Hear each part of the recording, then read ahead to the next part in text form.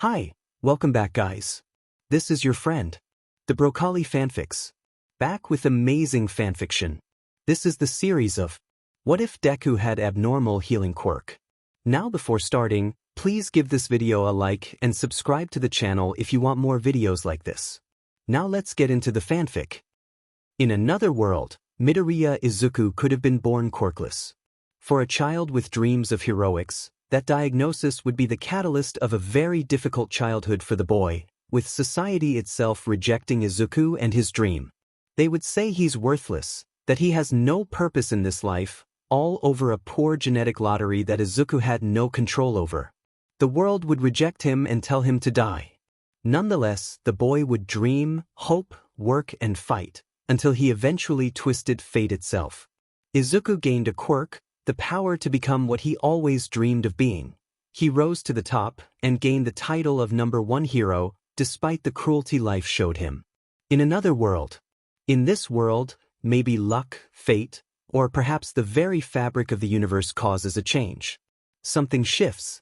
Because in this world, Izuku is born with a quirk, and so much changes, but so much stays the same.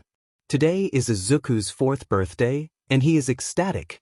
The young boy has been bouncing off the walls from the moment he woke up, much to the chagrin of Inko, but he just couldn't help it.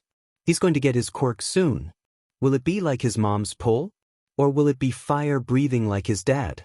He's seen mom's quirk a lot more than his dad's, but from what he can remember it was very cool, perfect for a hero. Or maybe he'll get a mixture of both of their quirks, like fire control? Didn't mom call that pyrokinesis? Izuku honey, come help me clean your room.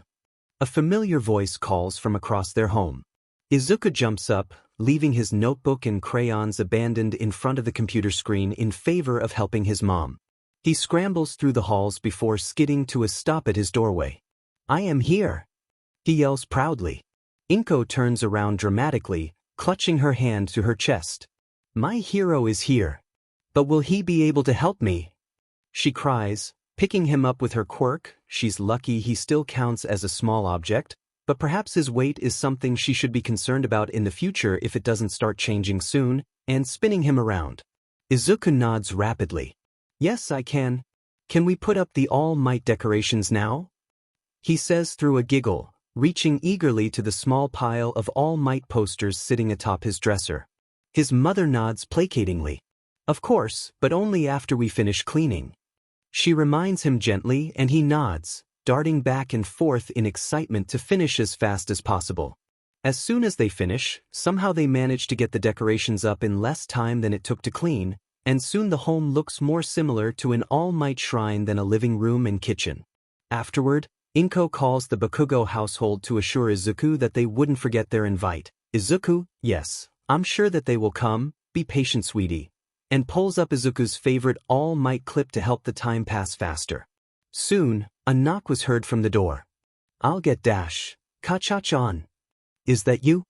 Inko shook her head as her son cut her off, and instead decided to throw the door wide open to reveal Mitsuki and Katsuki Bakugo standing in the doorframe.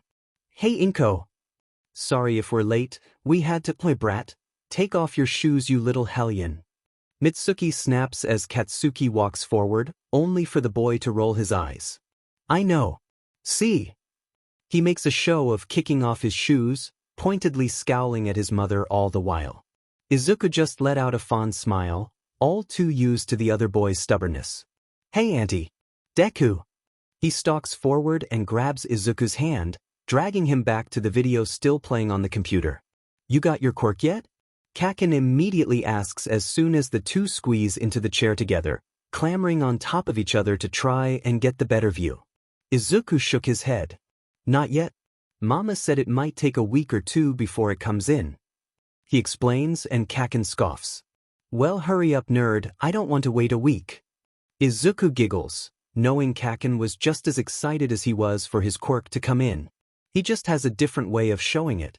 The two spend the rest of the evening trying to make Izuku's quirk activate. They tried everything, from throwing items at Izuku for him to try and grab out of the air with his mind, which Inko shut down immediately once she noticed Katsuki eyeing a vase as his next item to hurl, to Izuku getting breathless with how hard he blows into the air, trying in vain to summon just a hint of fire. Izuku does end up learning how to whistle, however, so maybe not completely in vain. However, by the end of the day, Kaken and Mistuki have to go home, and Izuku hasn't shown any sign of a quirk. But Izuku isn't worried. He knows he just has to give it some time. Who knows, it might come in tomorrow. It's been 2 months since Izuku's birthday, and he has yet to show signs of a quirk. Something Kaken was all too happy to point out. Izuku, we've been waiting for way too long now, shouldn't it be here? Kaken complains to Izuku one day at the local park. Inko had volunteered to take the boys out as a way to comfort Izuku, who was growing more and more anxious as days passed. Unfortunately, Kaken's other friends had been there as well, and while normally Izuku didn't like the other boys, they seemed a little mean, and not like how Kaken can be Samedi-dash, well, most of the time. These boys almost seemed cruel. They were currently playing hide-and-go-seek, which meant Izuku didn't have to be with them for too long. Kaken crosses his arms, looking at Izuku suspiciously. You do have one, right? Izuku nodded his head frantically at the accusation, but couldn't deny the sudden doubt that took hold of his mind. What if his quirk didn't come in? It's not like it couldn't happen. Izuku's heard about some people who just don't have a quirk. It's called quirklessness, and the thought scares him. How can he be like All Might if he doesn't have a quirk? Didn't all heroes have strong quirks? I have a quirk. He stutters, frowning at the scoff Kaken responds with. I do. It's just not here yet. Thief, whatever. You better, because if you don't, you'll actually be a real Deku after all. Izuku's breath caught in his throat. Useless? Kaken didn't really think he was useless, right? Sure, he called him Deku, but that's just his nickname from him reading his name incorrectly. He didn't mean it. Kaken. That's not nice, I'm not Dash. There is a sudden crack, then a yell interrupts the two boys, and they both whip their heads around to see Tsubasa laying on the ground while the other boy fretted over him nervously. A broken tree branch lying under the boy paints a pretty clear picture of what happened, and Izuku blinks in surprise. Did he just fall?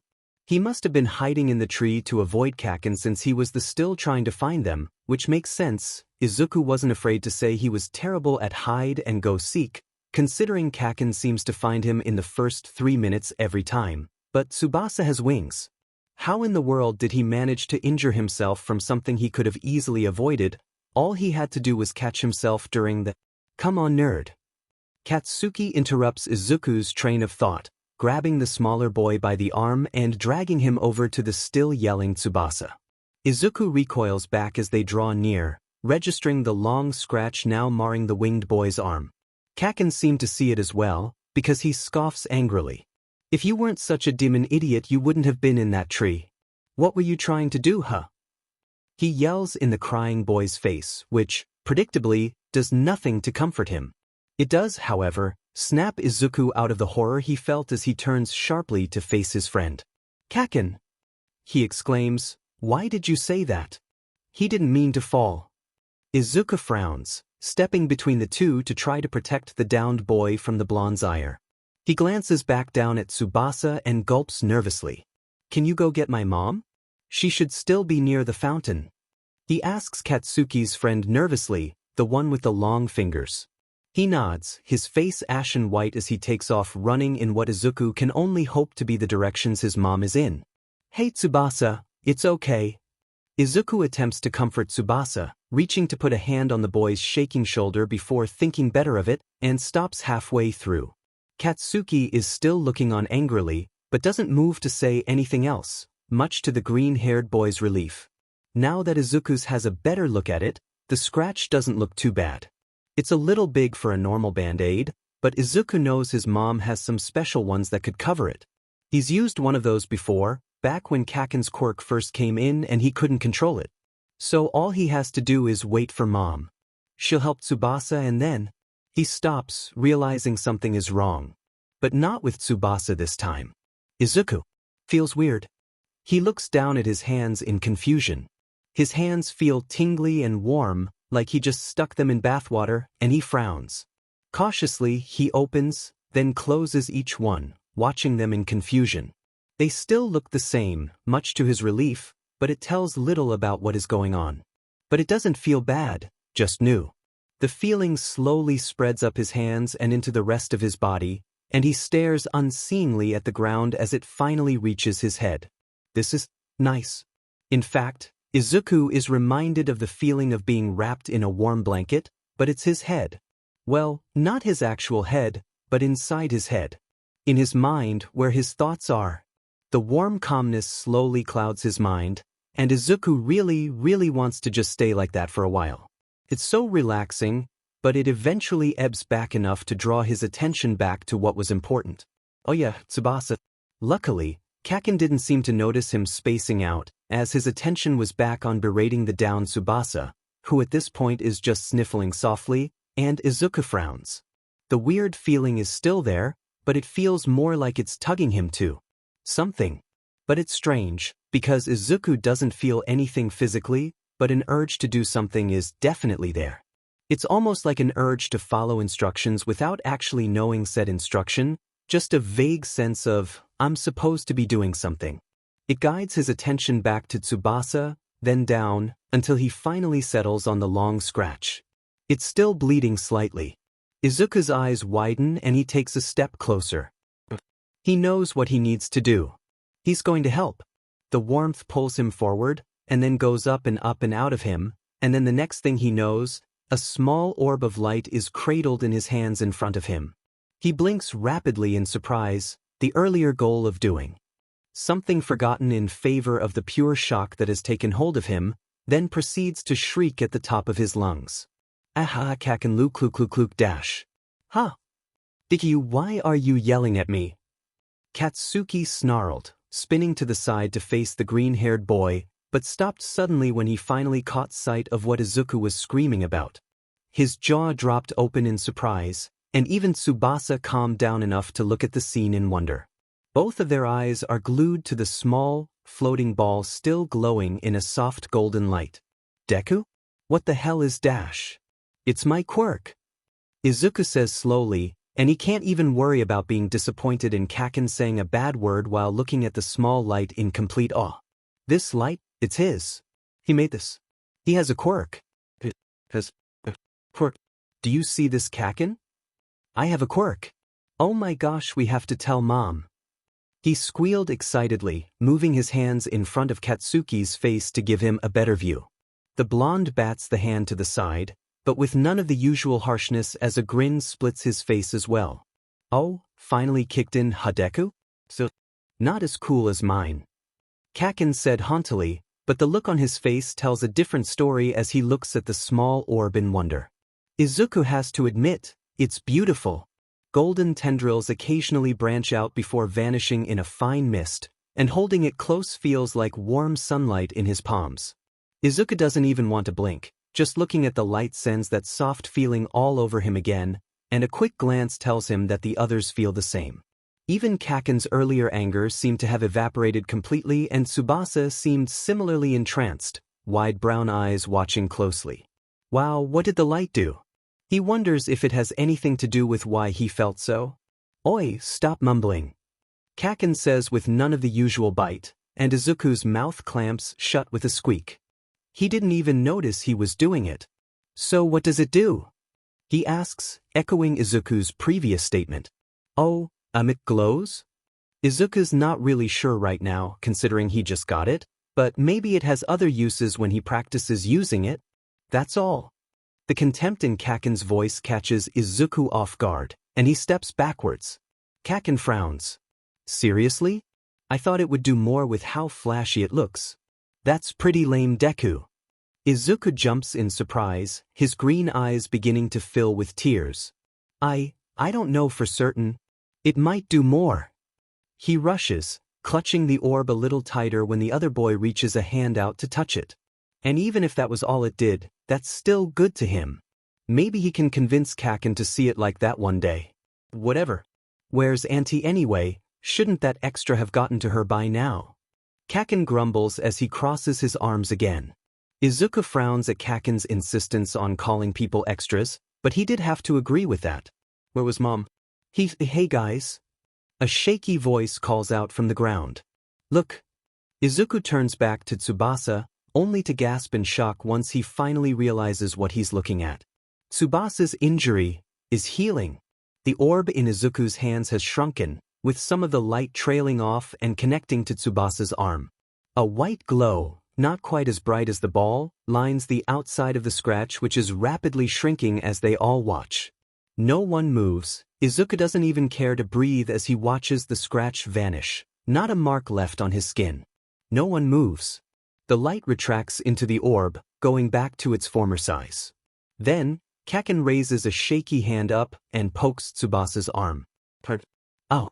Hey, why'd you do that? The winged boy yelps. Bakugo ignores him and instead spins around to grab Izuku by the shoulders.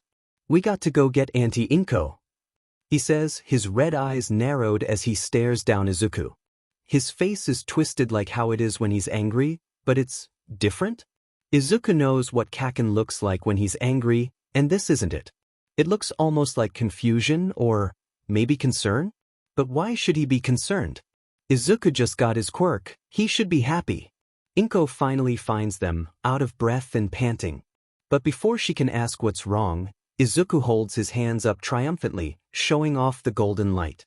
Look, Mom, I got my quirk. She nearly trips in her haste to stop, her mouth open up then closing wordlessly like a fish as her eyes stare in surprise at Izuku. What is that? She asks in awe, her eyes widening. Izuku frowns. He just said it's his quirk. What do you mean, what is that? It's my quirk. I did this. But instead of the joy he expected, he is instead given a nervous smile. That's great, honey. But what is it? Izuku has a healing quirk.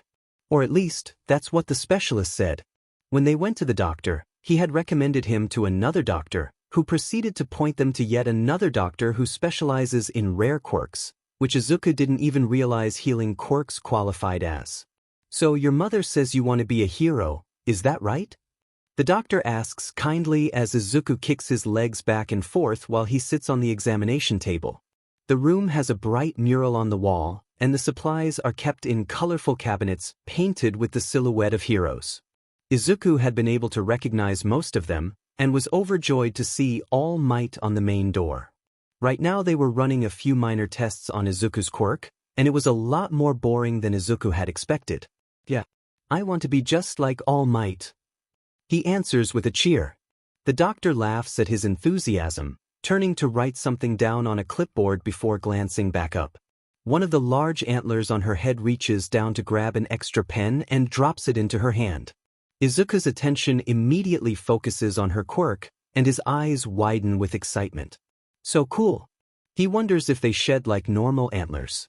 Could she control them if they did fall off? Of course. Well, who wouldn't want to be like All Might, but have you heard of Recovery Girl? She offers suddenly, pulling out a popsicle from a small mini-fridge under the desk and offering it to the boy, and Izuku lets out a small gasp as he accepts it gratefully. They only had candy back at the other doctor's office. No, is she a hero? He asks excitedly, recognizing the unusual name as a possible hero moniker. She has a healing quirk, just like you. And does that catch Izuku's attention? Really? He all but shrieks, and the doctor nods happily. Her healing quirk is one of the strongest in the world. She's a great hero. You could be just like her, but you'll need to be careful because you won't be able to protect yourself. She explains with a hum. That makes Izuku frown for a moment, but it doesn't last long as she continues talking. Your quirk is still weak right now since you just got it, but I'm sure it will get stronger with practice. You already have a good head on your shoulder dash. She points up at her own head with a smirk, tapping her antlers, and Izuku blushes when he realizes that he must have been mumbling when he was speculating about her quirk. So I have no doubt that you can be a hero someday. Inko is much happier once the quirk specialist confirms that Izuku's quirk is completely safe for all parties to use. In fact, she seems overjoyed, which is a relief since Izuku was a little worried when she seemed so concerned when she first saw his quirk, so he's glad she likes it now. He doesn't remember much else of what the doctor told him, but he does remember his mom telling him that they had to leave earlier than expected, pushing him past some men who tried to talk to her on the way out. which, on one hand, had made Izuku a little sad because he wanted to know more about his quirk, but then his realized mom had such a strange, frozen expression on her face that made him hesitate on saying anything about it. However, she celebrates that evening by making katsudon and giving him some strawberry ice cream to make up for the fact that Kaken had to leave earlier than promised due to Inko whisking Izuku off to the doctor as soon as possible. The two spend the rest of the evening doing as much research on Recovery Girl as he can, and soon she has cemented herself solidly as his second favorite hero, because she still can't beat All Might, but no one can beat All Might, so that's okay. Inko promises to find some of her merch for him someday as a late birthday present, something that Izuku agrees to happily. Tucked into bed already, Izuku holds his hand out in front of him and focuses on the exercises the doctor had walked him through to summon the small light. It takes a minute, but eventually a warm feeling settles on top of his hands, and the orb's golden light fills the darkened room. Despite the sleepiness tugging at him, he can't stop the smile from spreading on his face. He can heal. He's going to help save so many people, he just knows it. Izuku's going to be a hero. From then on, things change. At daycare, the first thing Izuku does is show off his quirk, holding a small bundle of light high for all to see, much to the amazement of his companions and the awe of his caretakers. "Good job, Midoriya," one of them says as they stare at the small orb, which makes Izuku tilt his head in confusion at the odd wording. It's not like he made his quirk work like it does, not that he isn't happy with how amazing it is, but he didn't have a choice in that. The doctor just said that it was a random mutation in the quirk gene that made it different from his parents, and that had sparked a mini lesson at the office on what exactly the quirk gene was, much to the excitement of Izuku and the despair of Inko, who was hoping to make it home before dark. "Thank you," he says anyway, because his mom told him to be polite even if you didn't understand something. "It can heal people. I used it on Tsubasa the other day." He finishes proudly, and the winged boy nods in confirmation, sparking amazed murmurs from the small crowd surrounding him. Suddenly, the girl to his right surges forward in excitement. "Hey, I have a bruise on my arm," she starts, moving said arm into his face without hesitation and pulling up her purple sleeve. "Can you fix it?" Izuku pauses, looking up at the adults to see if they were opposed to the idea, but they seemed just as enthusiastic to see his quirk in action as well, so he turns back with a nod. A yellowish-green bruise stands out sharply against the skin surrounding it, and Izuku winces as he thinks what would have caused such a mark. Hesitantly, he holds out the small orb, which floats up and toward the girl. Tendrils of light unravel and flow down to it, a soft glow lining the injury. Everyone holds their breath as it works, and within 10 seconds, it is as if no bruise was there in the first place. "There you go," Izuku says cheerfully, letting the light dissipate. The girl's mouth drops open in shock, and she tentatively runs her hand over where the injury once was. "Thanks," she squeaks, turning to show off her newly repaired arm to the nearest person. Like that, suddenly everyone is talking at once, some begging Izuku to heal some other injury and others ranting and raving about how cool of a quirk it was. Izuku jumps back in surprise, trying to gain some space between him and his 20 excited classmates. "Hey, you idiots, give him some space." A harsh voice snaps, accompanied by small pops and explosions, and then Izuku is being dragged away by his forearm by a very familiar person. He lets out a sigh in relief. "Thanks, Kaken," he chirps once the boy lets go of his arm, and just Katsuki huffs and rolls his eyes. "Whatever, nerd," is Izuku's only acknowledgement before the explosive boy storms away in irritation, muttering something under his breath. The blonde had been even more irritable than usual today, but that stemmed more from the fact that he wasn't being given any attention with the spotlight on Izuku's new quirk. "So, Izuku, do you have any plans now that your quirk is finally here? Still want to be a hero?" The other caretaker asks with a questioning smile on her face. Izuku nods vigorously. "Yeah, I'm going to be like All Might." The man nods along agreeably, but for some reason that doesn't seem to be the answer the woman had been expecting. A small frown formed on the corners of her mouth. "Really? But don't you think you would be better elsewhere? Wouldn't a doctor be safer for someone like Dash?" She is cut off by the man nudging her with his arm. He's still little, let him dream. He says so lowly that Izuku almost misses it, and he watches with mounting confusion. Why wouldn't he want to be a hero? He has his quirk now, doesn't he? Why are adults so weird? Hey Deku, get over here. A rough voice calls, and the conversation is soon long forgotten as Izuku runs back to play with Kaken. After Izuku's quirk presents itself, he starts to notice some changes. Some are obvious. Pretty quickly, Izuku starts to notice some little quirks. Don't mind the pun about his own quirk. For starters, the little orb, now named Healing Light on the quirk registration, and yes, Izuku knows that it's not that creative, but it does suit it well, that he summons seems to have a mind of its own. Once Izuku got more used to willing it into existence, feeling the energy leave him and form the glowing light, said light would just wander off. It seemed to track whomever had the worst injuries in the area, and was very stubborn, for lack of better word, to leave. Once, Izuku had been trying to heal a small burn one of Kaken's friends had gotten, and the orb instead floated down the hall and tried to heal a first grader with a broken arm. Not that she or her parents seemed to mind if the fruit basket Inko got was any indication. The second thing was it was really hard for Izuku to heal himself. Not for the lack of trying. It just felt wrong every time he tried. It was like he was trying to force water back into a hose after it had already left it, and the pressure from the water still leaving prevents any from backtracking. He wasn't even able to heal a small paper cut, more pain than an actual cut, before he had given up in exhaustion. Other changes are unexpected. Izuku wasn't exactly a social butterfly, since he almost always stuck to hanging around with Kaken, and he knew this. However, when before others would either ignore him or treat him like most of the other children their age, now, people are approaching him out of the blue, trying to strike up a conversation. And almost always, it ended with them asking for him to use his quirk. Izuku learns early on to just ask if they want him to heal them. Makes the awkward conversations much shorter. But still, they treat him with a new sort of niceness, making a point to call out a greeting to him when he walks in, something Izuku returns with happiness. At least that change is something Izuku can look forward to. The only one that doesn't seem to like this new arrangement is Bakugo, who snarls at anyone who talks about Izuku's, or anyone's for that matter, quirks. Inko says he probably just wants the attention the one time he decides to bring it up to her, and Izuku agrees. But why wouldn't Bakugo want the attention? He is so strong and smart, and his quirk is perfect for heroics.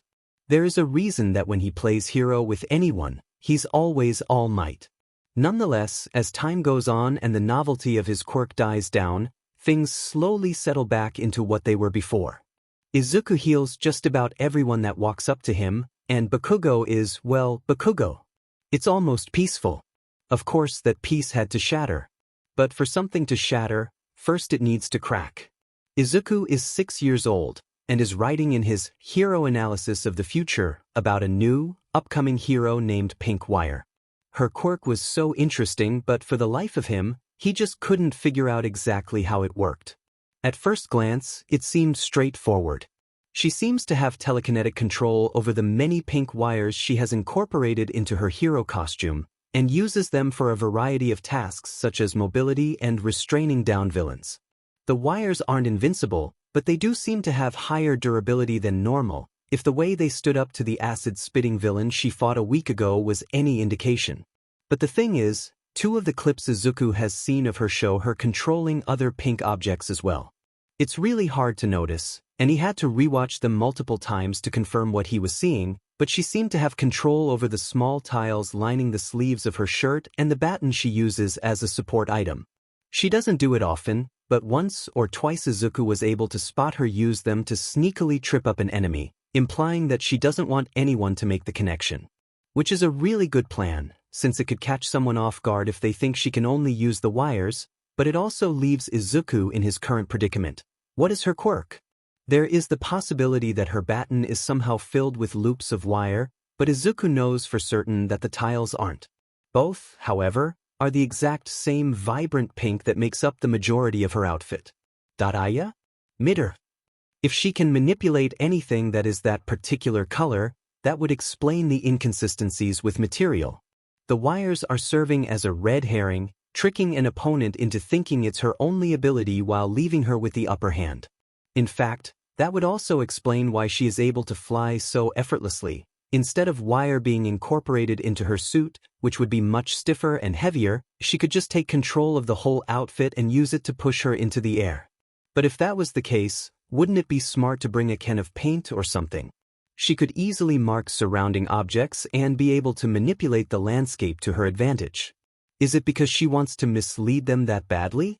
But that almost seems wasteful when she could just... Midoriya. His teacher, a younger lady with long, brown hair and a telekinesis quirk, finally snaps out.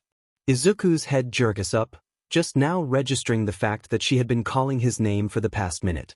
She shook her head in exasperation. Midoriya, all of the class has already left. What on earth are you doing over there? She chides, walking over to the back of the class where Izuku's desk is with an amused expression on her face. Izuku cowers back in embarrassment as she plucks his hero analysis notebook from his desk, flipping it over and peering down at the cover. After a moment, her gaze darkens into something much sharper, all traces of earlier amusement gone. Midoriya, she starts, looking back at him with an expression Izuku can't recognize. Don't you think it's time to give up on this? What? Izuku can only stare back in confusion, an ice-cold feeling suddenly clutching at his chest, making it hard to breathe. What does she mean? She gives him a pitying look. Your quirk is quite useful, I'll give you that, but you can't honestly expect to go into something like heroics with it. She stresses the word heroics with such obvious disdain in her voice, you would think he had just told her he wanted to rob a bank. Izuku reels back in surprise. But why not? The heroine recovery girl has a healing dash, he defends shakily, green eyes filling with tears. The teacher only does this and rolls her eyes, as if Izuku was a misbehaving child having a tantrum. That was a fluke, Midoriya. Healing isn't going to take down a villain, you should know that. She says, waving the notebook in his face before dropping it a little too harshly, eyes narrowing as he flinches back at the loud noise. She lets out another small tsk in obvious disdain. Do you really expect to be able to save anyone when your quirk can't even heal yourself? Just think about it, you would only get in the way during a villain attack. You would be better off with something else, you're useless in heroics. Useless. Izuku is speechless, and she takes that as her cue to leave, spinning around on her heel to walk out the door. He is silent as he follows, grabbing his belongings and walking in a daze out the door. Before he can leave entirely, she grabs onto his shoulder. I'm just trying to help you, Midoriya. She says, voice back to something sweeter, something he sees now as fake as her face twists into an expression of pity. Someone like you needs to be more careful than everyone else, all right? Izuku nods numbly, pulling out of her grip and continuing down the hall. She can't be right. She can't. He walks out into the open, hardly noticing the cloudy sky blocking the sun and threatening rain at any second, and joins the crowded sidewalks as he thinks. Each step forward comes more from memory rather than a conscious awareness of his surroundings. His quirk may not be like Kaken's, but just because he can't use it to fight doesn't mean that he can't be a hero. There are plenty of heroes who have mental quirks or weaker ones that don't give them any physical advantage. While it's true most of them tend to stay out of the spotlight, they are still heroes. Like Recovery Girl. She's a perfect example of this, since when she was still active she focused on disaster recovery. Not all emergencies that heroes deal with are villains after all. In fact, some teams are devoted entirely to rescue operations. But he doesn't know anything about how he could help like how Recovery Girl does. Bigger injuries take longer than a few seconds for him to heal, so what use would he be in situations where someone is dying right in front of him? At least her speed of healing was so much faster than Izuku's own. At least hers wasn't useless. His energy, which normally floated just in reach under his skin, dormant, suddenly surges forward without warning. Izuku squeaks and nearly jumps into a wall, too shocked to even worry what that might look like to anyone around to see it. A bright, golden haze blurs his vision, and the energy wraps around him, a warm feeling reminding him of when he first used his quirk buzzing at his skin. He scrabbles at the brick wall beside him, fingertips digging into the crevasse as he tries regain his balance and figure out what the heck is happening. An emotion that isn't his pushes forward in his mind, tramping his earlier thoughts of doubt and replacing it with a feeling of sadness that washes over him so suddenly that he chokes on a breath. Tears began to stream down his cheeks, blurring his already impaired vision. Then, the feeling is gone and replaced with equally strong, yet whispered words of encouragement. "You can do it and give you Pugathis," so intense that for a moment, Izuku felt like he could challenge all might to a fight and win. And then it's gone, leaving his mind empty. The energy stays a little longer, wrapping around him like a blanket and giving him a squeeze that reminds him almost of a hug, before finally disappearing as suddenly as it had arrived. His vision clears, and Izuku is left standing in the middle of the sidewalk. He blinks slowly, eyes staring unfocused down at his hands. What was that? A raindrop lands in his face, snapping his back to awareness. Izuku scrubs his face with his sleeve, wiping away the tear tracks. He then looks around wildly, realizing with a rising sense of concern he's now alone, despite his last memory of the area being crowded. How long had he been standing there? Speaking of time, he realizes that he needs to get going, and right now, if he wants to make it home one time. Crap. He takes off sprinting, not even caring about the rain anymore with the way his mind is now working in overdrive. Did someone just use their quirk on him? But why? They didn't even do anything to him if that's the case, just took control of his own quirk. But why? Nothing felt wrong at the time. In fact, the sadness didn't even seem to be directed at Izuku, more at the world entirely. And why give him encouragements, of all things? He needs to do some thinking. When Izuku arrives home, late and soaking wet, Inko immediately picks up on Izuku's mood. After some gentle poking on her part, she is told of the encounter with his teacher. Within minutes, Inko is calling the school, already setting up an appointment with the principal. Izuku did nothing to deserve being ridiculed and mocked. Who the hell thought it was okay to crush the dreams of a DMN 6-year-old? Someone's going to pay. When Izuku heads back to school the next day, he shies away from the teacher as he tries to slip into his classroom unnoticed. He wouldn't know what to do if she tried to give him that speech in front of the whole class. But thankfully, she says nothing aside from giving him an unusually long stare, and class starts without any hitches. As soon as recess comes around, Izuku, as usual, gets asked by several classmates to heal some miscellaneous injuries, and Kaken, also as usual, gets irritated by the requests. "Come on, Kaken, you know they didn't mean to trip," Izuku says gently as he finishes healing a small boy's bruise, smiling when he gives him a shaky thanks before scampering away, probably to avoid annoying the blonde any more than he had already. Luckily, his quirk seems to be acting normal today, and he has no trouble controlling the small orb of light and energy. He still watches it carefully just in case. "If those extras can't bother to be careful, I don't see how that's your problem, Deku," Kaken says with a snarl as he glares at anyone who dared to look his way. Izuku just shakes his head, holding up the still-present orb near the blonde, letting it connect with a small stream of light. Kaken grumbled under his breath and swatted at the light, but didn't say anything else, making Izuku smile brightly. He's not sure if it's another side of his quirk or if Kaken just likes messing with the small light like a stress ball, but the explosive boy always seems much calmer when Izuku is using his quirk. Letting it linger on people who don't have any injuries to heal does seem to make most people more relaxed though. Maybe it is his quirk? Then he needs to start testing it right now. If it makes people calm, then maybe he could find some volunteers who are excited from playing and see if it affects them. Or maybe it only affects anger, since it only seems to impact Kaken's outbursts, but then again, Kaken is always angry, so he isn't a good reference. If only he had his notebook, then he could start writing down his, "Oi, nerd, are you going to stop muttering and come play with us or not?" Kaken interrupts with a light smack to the back of Izuku's head, and the green-haired boy blushes as he nods. Kaken just rolls his eyes and stalks forward, and Izuku follows with a smile.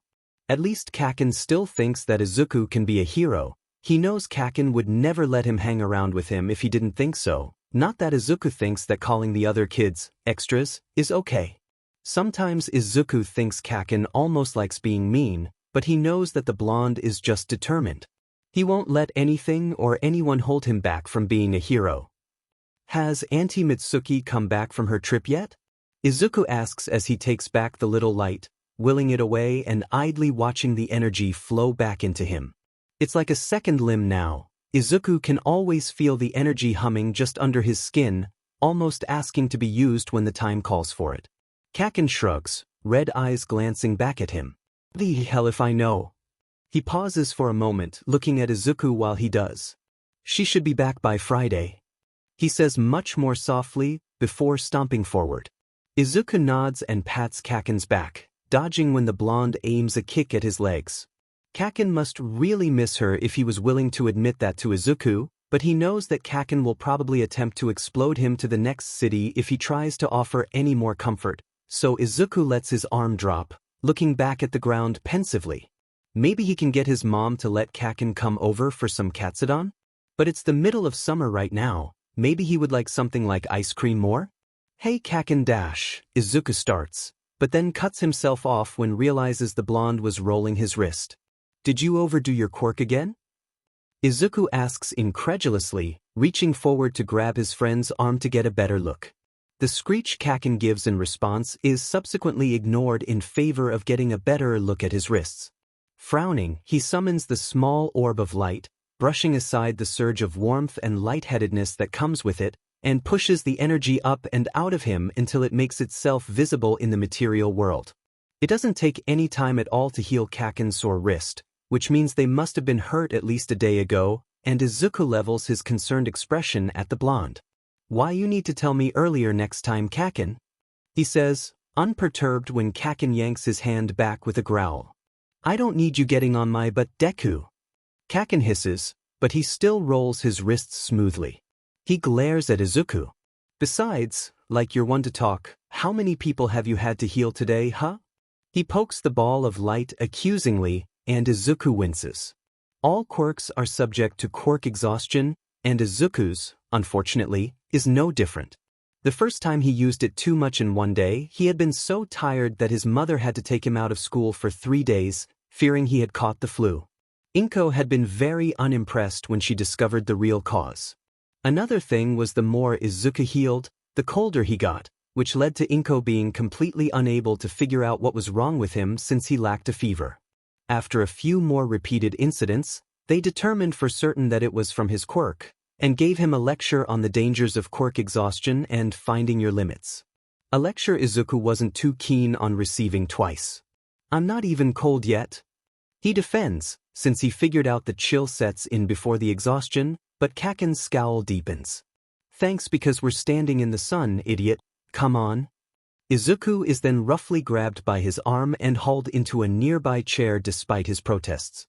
Seeing as Kaken was fine now, he lets the ball of energy fall back into him as he sits, not wanting to risk being too tired later in the day.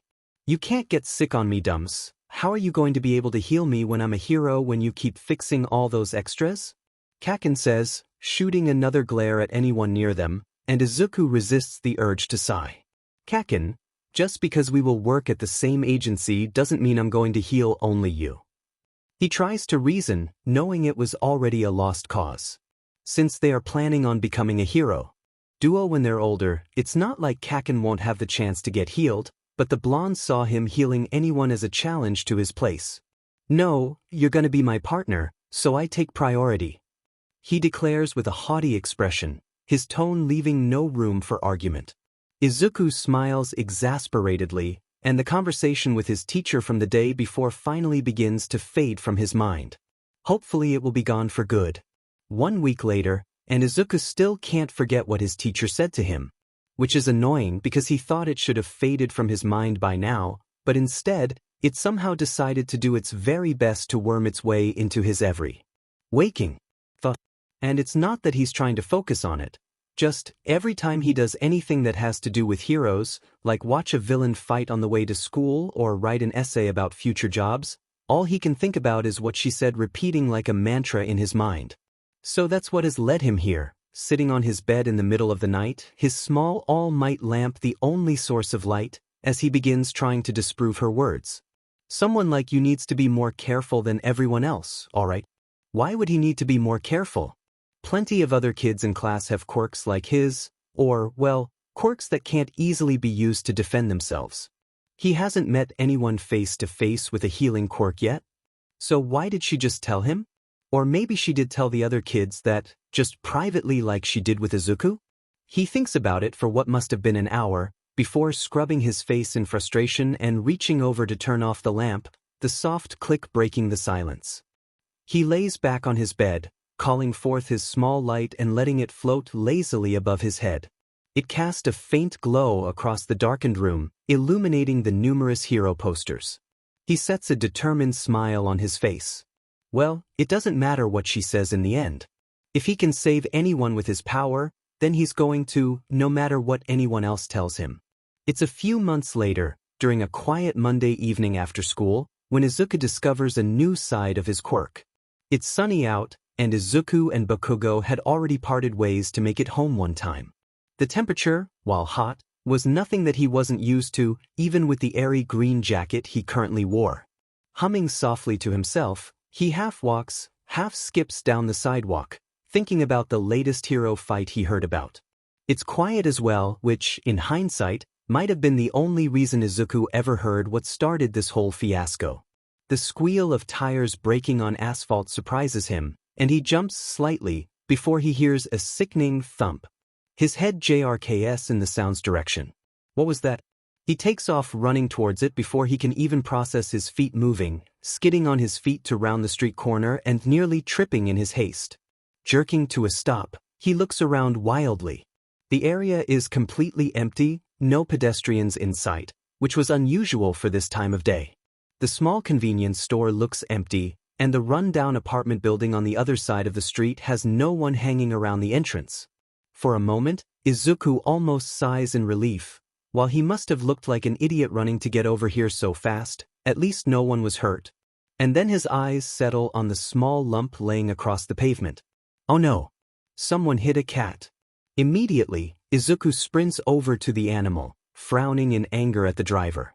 Take some responsibility when you do something like this, don't leave the poor thing to suffer. He shakes his head, knowing his anger won't help in this situation. Izuku looks over the small creature in worry, already taking in the severity of its injuries.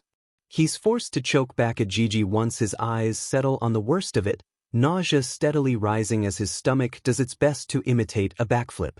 The cat's back legs are mangled, bone sticks out in place, and what is intact is still misshapen and broken, slowly being covered in blood by the open wounds.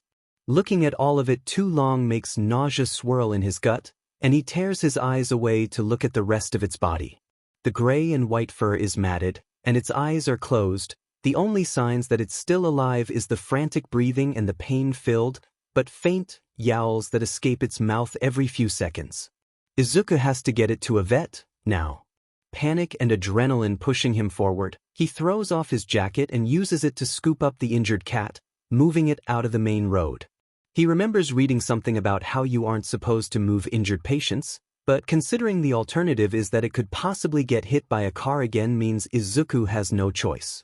Already summoned, his orb latches onto the cat quickly, a small tendril of golden light reaching out over the worst of the injuries and attempting to heal it, but Izuku already sees a problem, something he's already noticed many times before. His healing is too slow. There is no way it will be able to fix the cat before they bleed out, and the thought sends tears running down his face.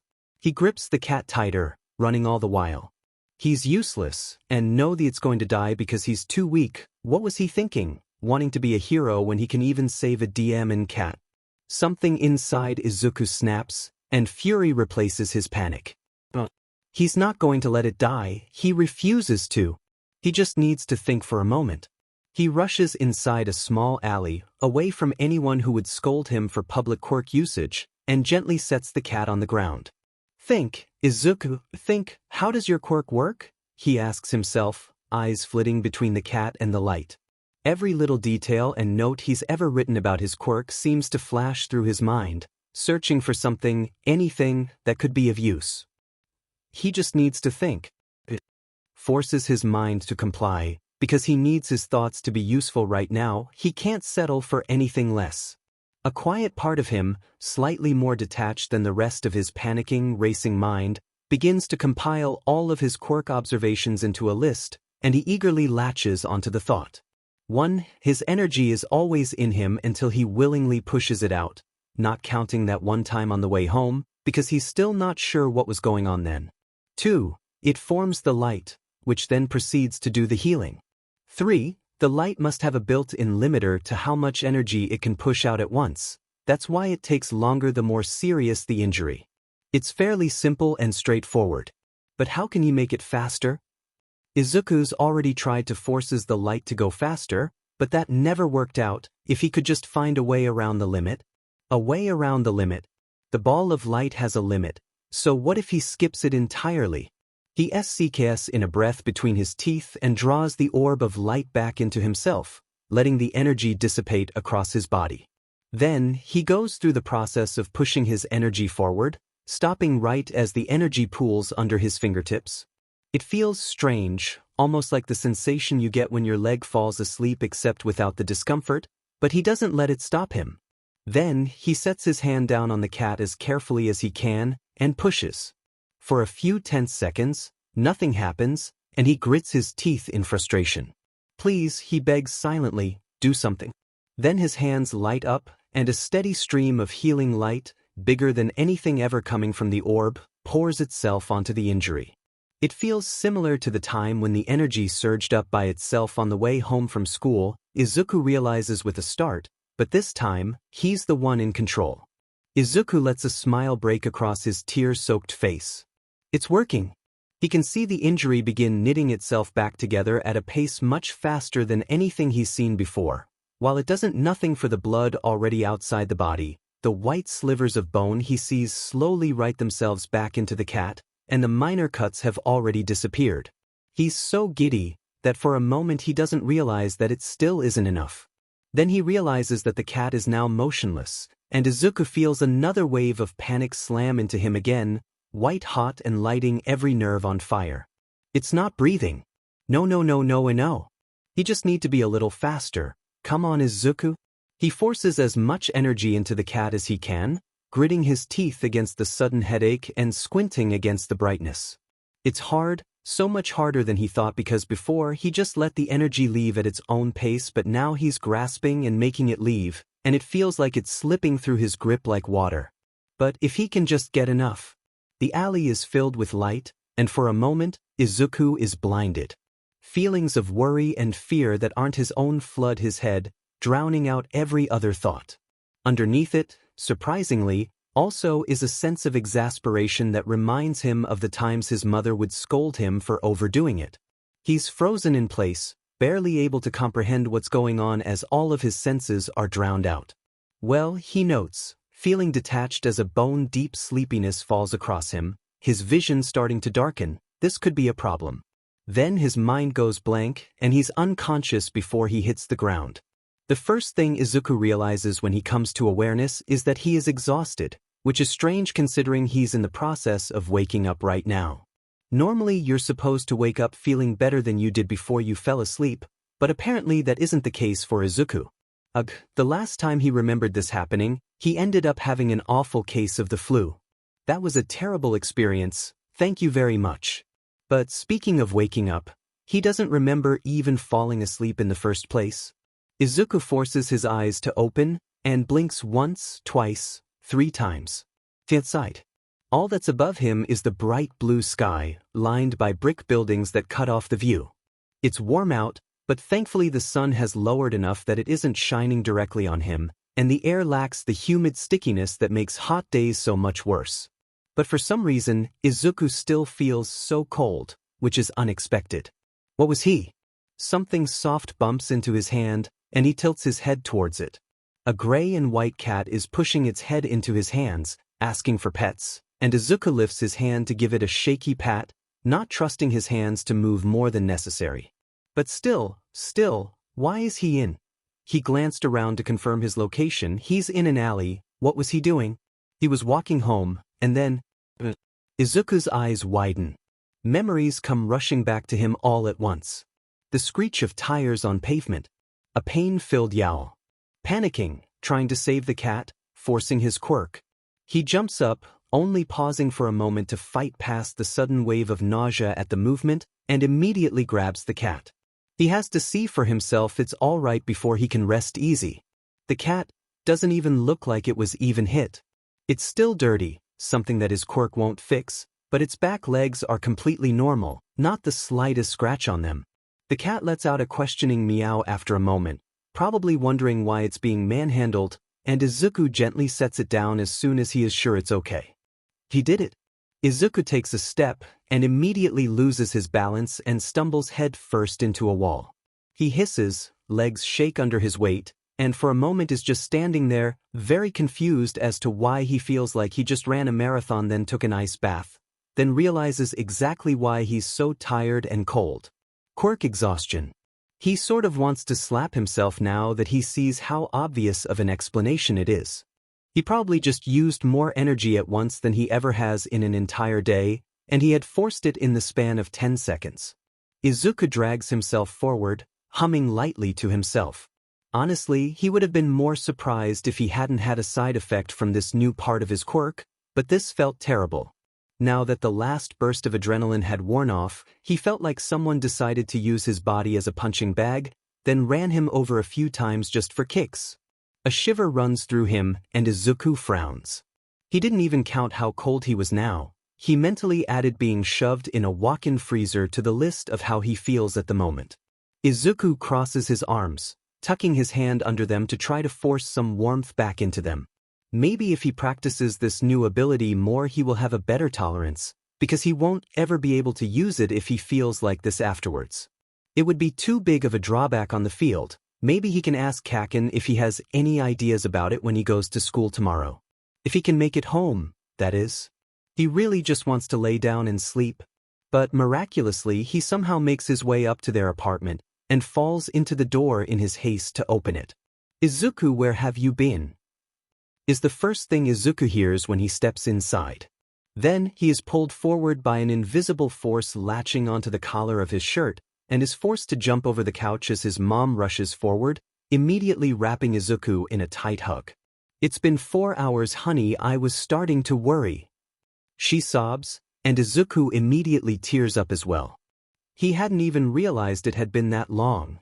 "I'm so sorry, Mom." He chokes out between his own tears, and they both wait until each other calms down enough to talk before Izuku even bothers trying to explain what happened. "But you're not going to believe what I just did." Midoriya Inko knows she is many things. For one, she is a nurse. She's also a mother, and is a bit overbearing and protective at times, she won't lie. She just wants the best for her son, and is willing to do anything to support his dream, even if she would rather him try a safer career path. She knows she cries easily, and sometimes is too chatty for her own good when the mood strikes. But she is not stupid. So when Izuku details how he was able to save that cat from an almost certain death, and Inko knows that without Izuku, that cat would have had no chance at all, with or without a vet, alarm bells start ringing softly in the back of her mind. "Oh sweetie, I'm so proud of you." She smiles, drawing him into another hug and holding him there.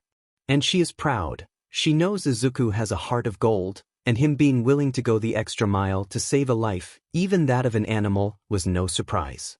What was surprising and concerning was how Izuku's quirk has grown. Inko has heard rumors of the fates of children with unique quirks. There was a reason the quirk clinic that she had taken Izuku to when he had first developed it had 2 mandatory heroes on site at any time. Anyone going into that clinic was a target, because either they had an extremely rare quirk or an extremely powerful one. Healing fell into that first category. Sure, a variety of quirks could be used in a medical way, such as helping blood flow with hydrokinesis, but outright healing? Definitely rare. But those who did have healing quirks were almost always on the weaker side. Something Inko had been hoping Izuku's would stay as. Healing Light, as Izuku had registered his quirk as, only works on minor injuries, and was relatively slow. A healing quirk, but just a minor one with supposedly none of the coveted regeneration abilities.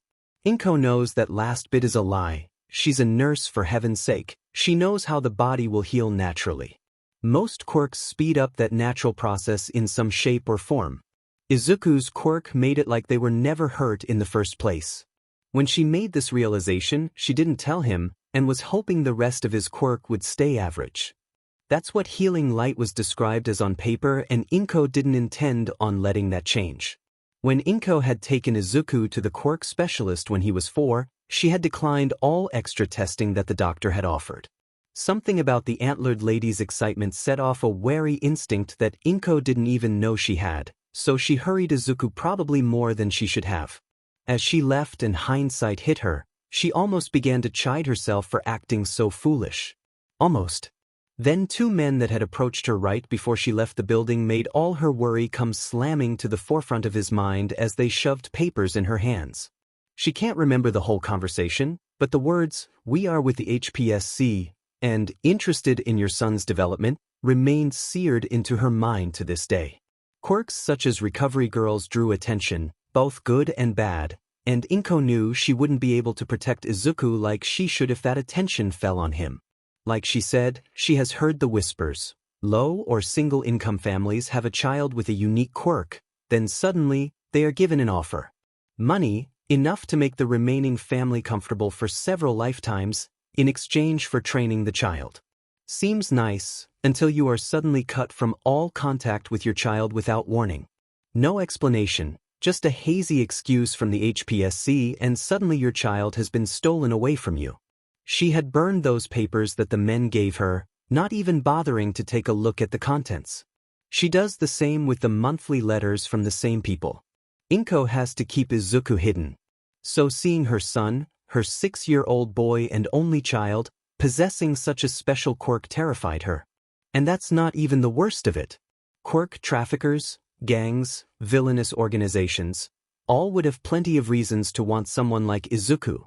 The thought makes her squeeze her son just a little tighter. "I'm so proud," Inko repeats, because the next thing she's going to tell him will break his heart, but Izuku. She lets him out of the hug and grabs onto his shoulders, looking straight into his confused green eyes. "You can't ever tell anyone what you just did."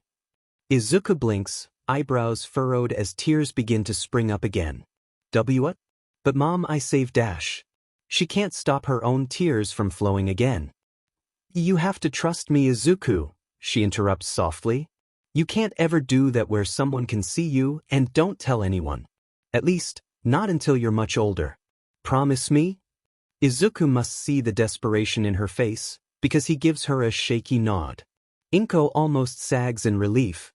Hey Mom." He sniffles, looking down at the ground. "I think I left my jacket back there."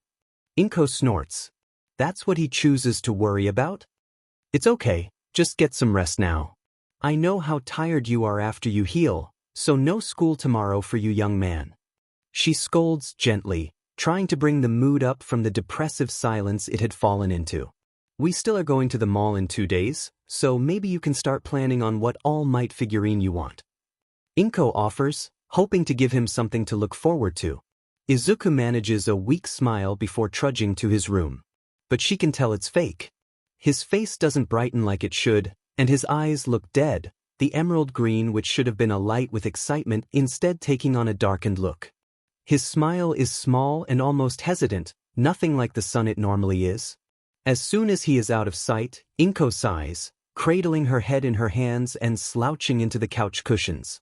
She hopes she's doing the right thing. "Kakakin. I don't need Dash." "Shut up, you dumbass. Maybe if you paid more attention to how many people you heal and I won't have to do this sheet." Currently, Deku was aggressively wrapping a scarf around Izuku, much to the green-haired boy's embarrassment. Since Izuku had been forced to skip school the day before, Bakugo had immediately demanded to know why he was at home. After some attempts at avoiding the question, which went about as well as you would expect with Bakugo, Izuku had been forced to give the blonde an abridged version of what happened, leaving out the severity of the cat's injury and what he learned about his healing. "If you keep shivering in class you'll distract me, idiot, so just take it." Kakin orders as he throws the tail of the scarf in Izuku's face for good measure, scowling as he did so. Izuku sighs, letting himself be manhandled so it will be over faster. Once Bakugo was satisfied with his work, Not that Izuku even needed any extra warmth. He spent the better part of yesterday under a heated blanket, so he was fine. He stalks off to their classroom, leaving Izuku to scramble and try and catch up. Equal parts touched and embarrassed, because seriously, where did Kaken get that scarf? Does he carry one on him all the time? Izuku slips into the classroom without anyone calling out the strange fashion item. He pulls out his notebook for the remainder of the time, reviewing and fixing his old notes as he waits for his teacher to arrive. Then school starts, and for some reason, seems to drag on and on and on. Normally Izuku would be much more attentive, but the thing is, he already knew all of this. The teacher was just explaining exactly what she said last week, and if maybe he needed a refresher on the subject it would be useful, but all of Izuku's notes explain everything well enough. So Izuku doesn't feel too guilty when he lets his mind wander back to what Inko told him. Why would Mom want to keep his quirk a secret? Izuku's never had to hide it before. He probably has healed at least half the school at this point. The point is, everybody has seen Izuku heal before, so what makes this time different? The only thing that comes to mind is the size of the injury, but wouldn't that be a good thing? He can help even more people now, since he knows that he can heal serious injuries faster. Izuku's not as sheltered as his mom would like to think. He's seen how hurt some civilians are in the aftermath of villain attacks, natural disasters, targeted attacks, hostage situations, and the villains that don't care who gets hurt. The heroes only have a short window to get to them, and so many people die afterwards because no one can help them in time. But Izuku knows he can help. So why hide it? And since he's on the subject of his quirk, don't get him started on the weird anomalies, for lack of better words, that have happened twice now. The first time, Izuku was willing to settle with assuming someone was using their quirk on him when those emotions that distinctly weren't his appeared, considering he didn't know what else it could have been, but now, he's not so sure. After he finished healing that cat, it had felt almost like he had another person's emotions in his own head, distinct enough that he could pick them out from his own, but not enough to not be affected by them. And given that both times occurred with a sudden pulse of energy, although the second time occurred after the energy, but close enough, meant that those emotions were probably linked to his quirk. Probably. The only reason Izuku's not 100% certain of it is because of how out of place it is. Why would a healing quirk trigger such an unrelated ability? If you could even call it that?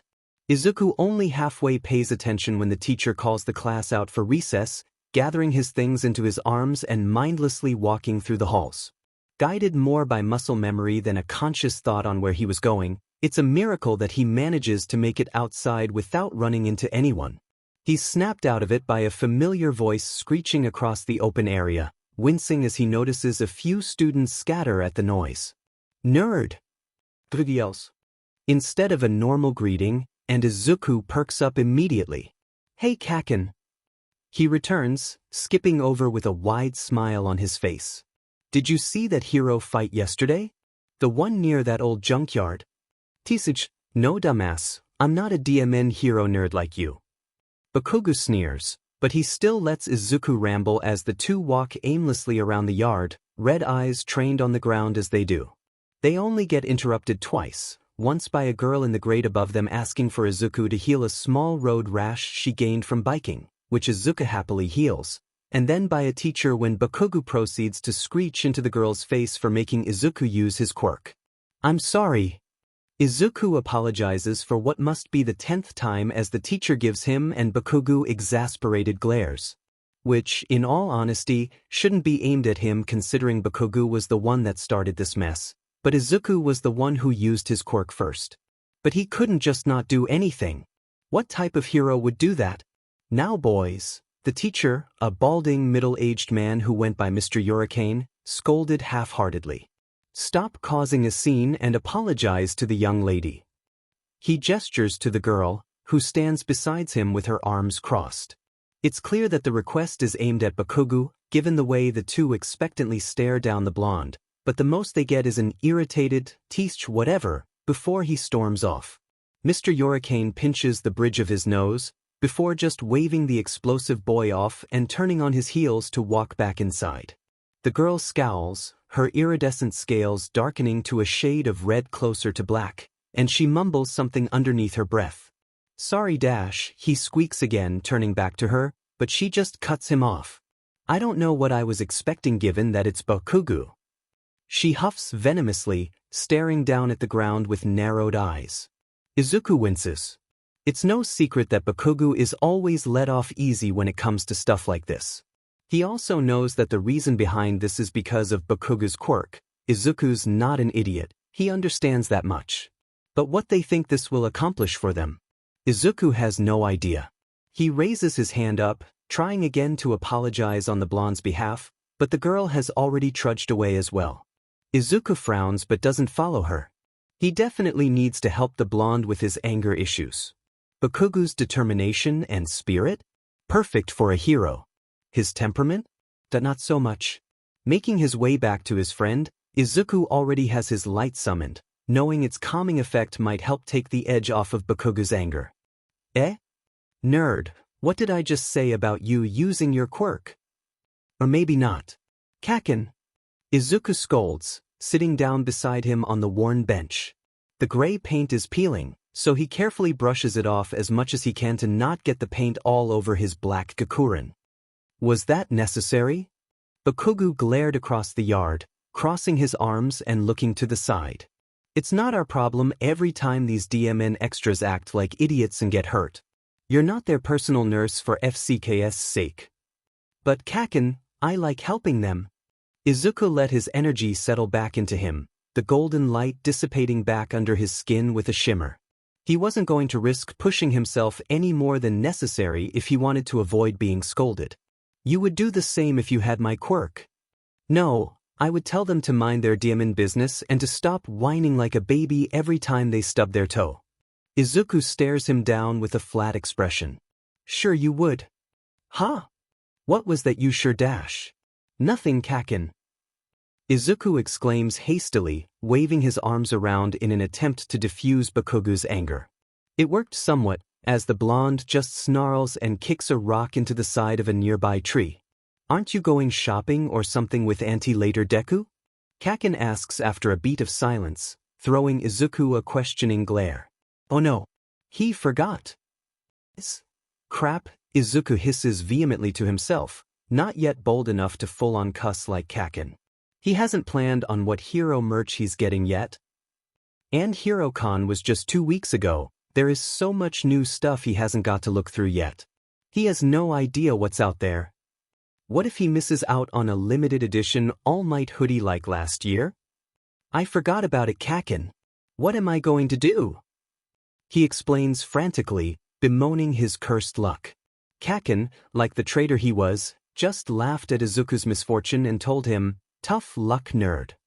After that, the day went by much faster, with some of the tension that Izuku hadn't even realized he had been carrying falling away in the face of Kaken's familiar antics.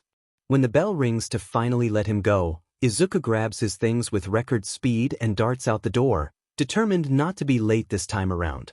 Since he's been too distracted the last few days to find any new All Might items, he doesn't want to waste a second if he's going to find a suitable piece of merchandise to put on his shelves.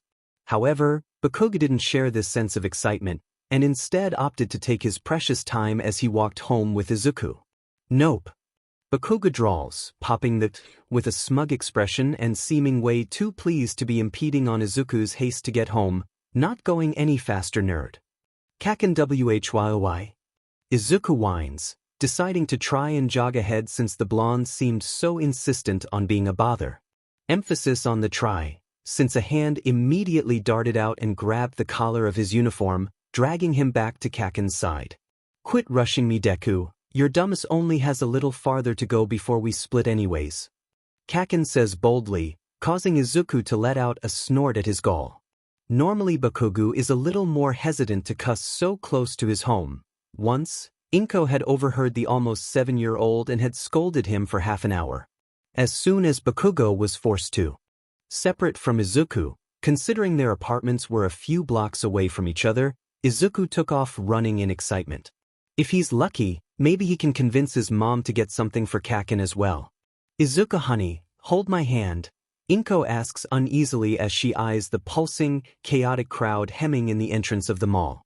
Who knew a single hero giving out autographs would draw out such a crowd?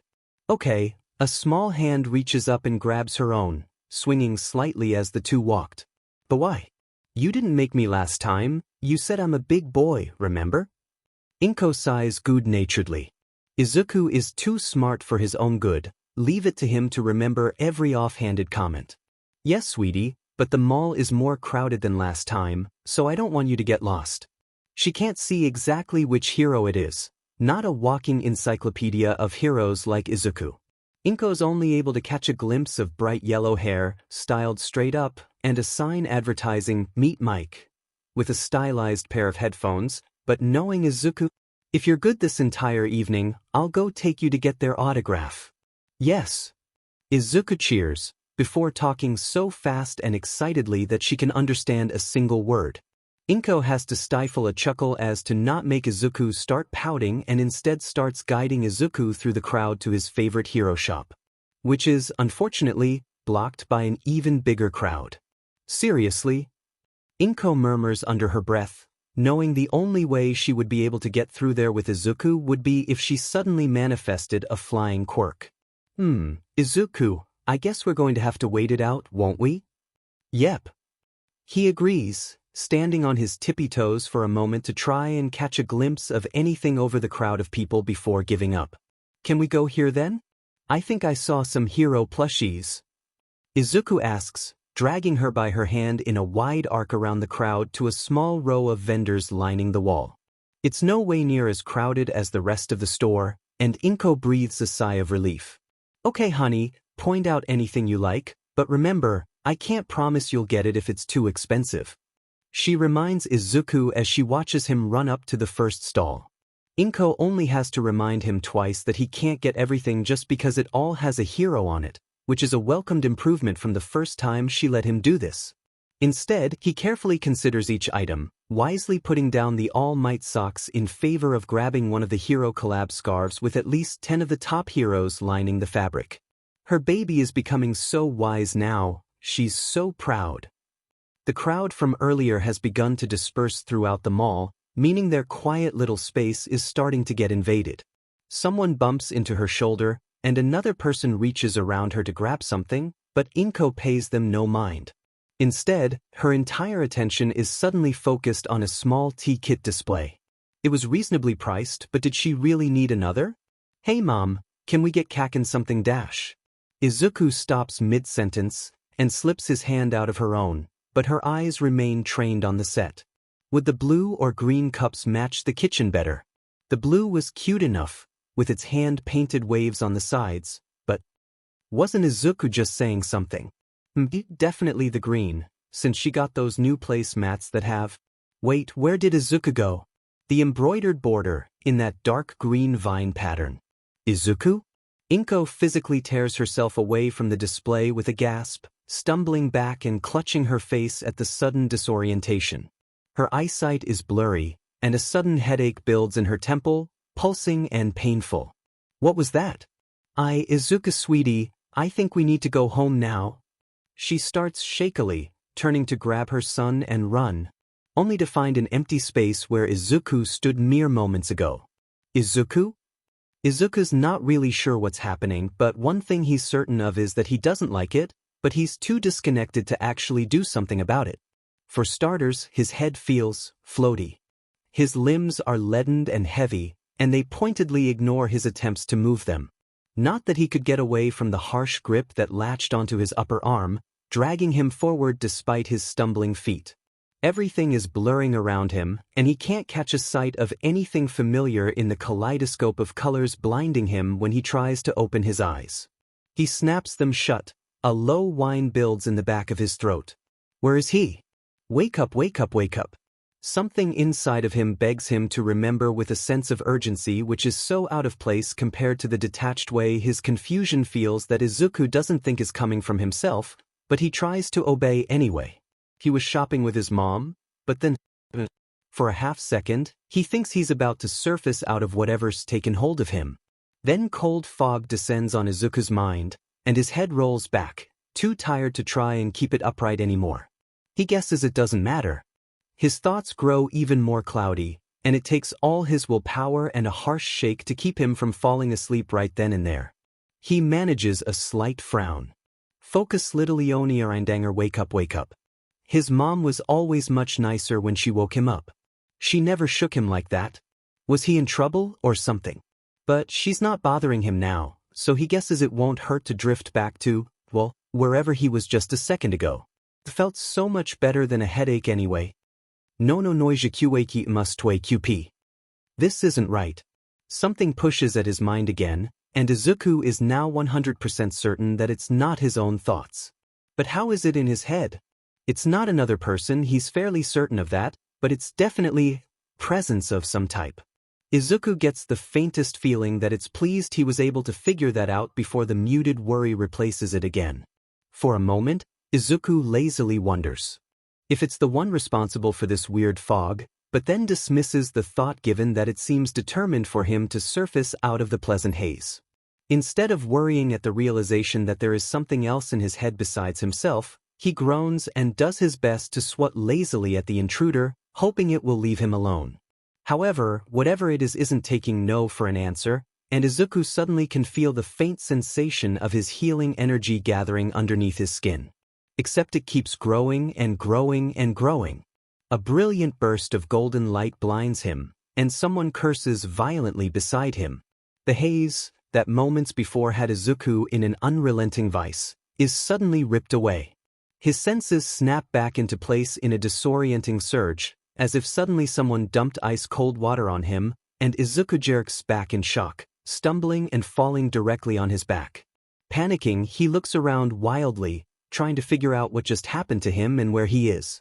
Tears fill his eyes as he takes in his surroundings, somehow able to realize despite how his mind is racing in fear that he's outside. It is already dark out, with the only light sources being from the streetlights lining the area and the light reflected off the overcast of clouds, and Izuku can just make out the mall, already far away. Where is his mom? A man is rubbing his eyes violently beside him, still cursing under his breath as he stumbles around.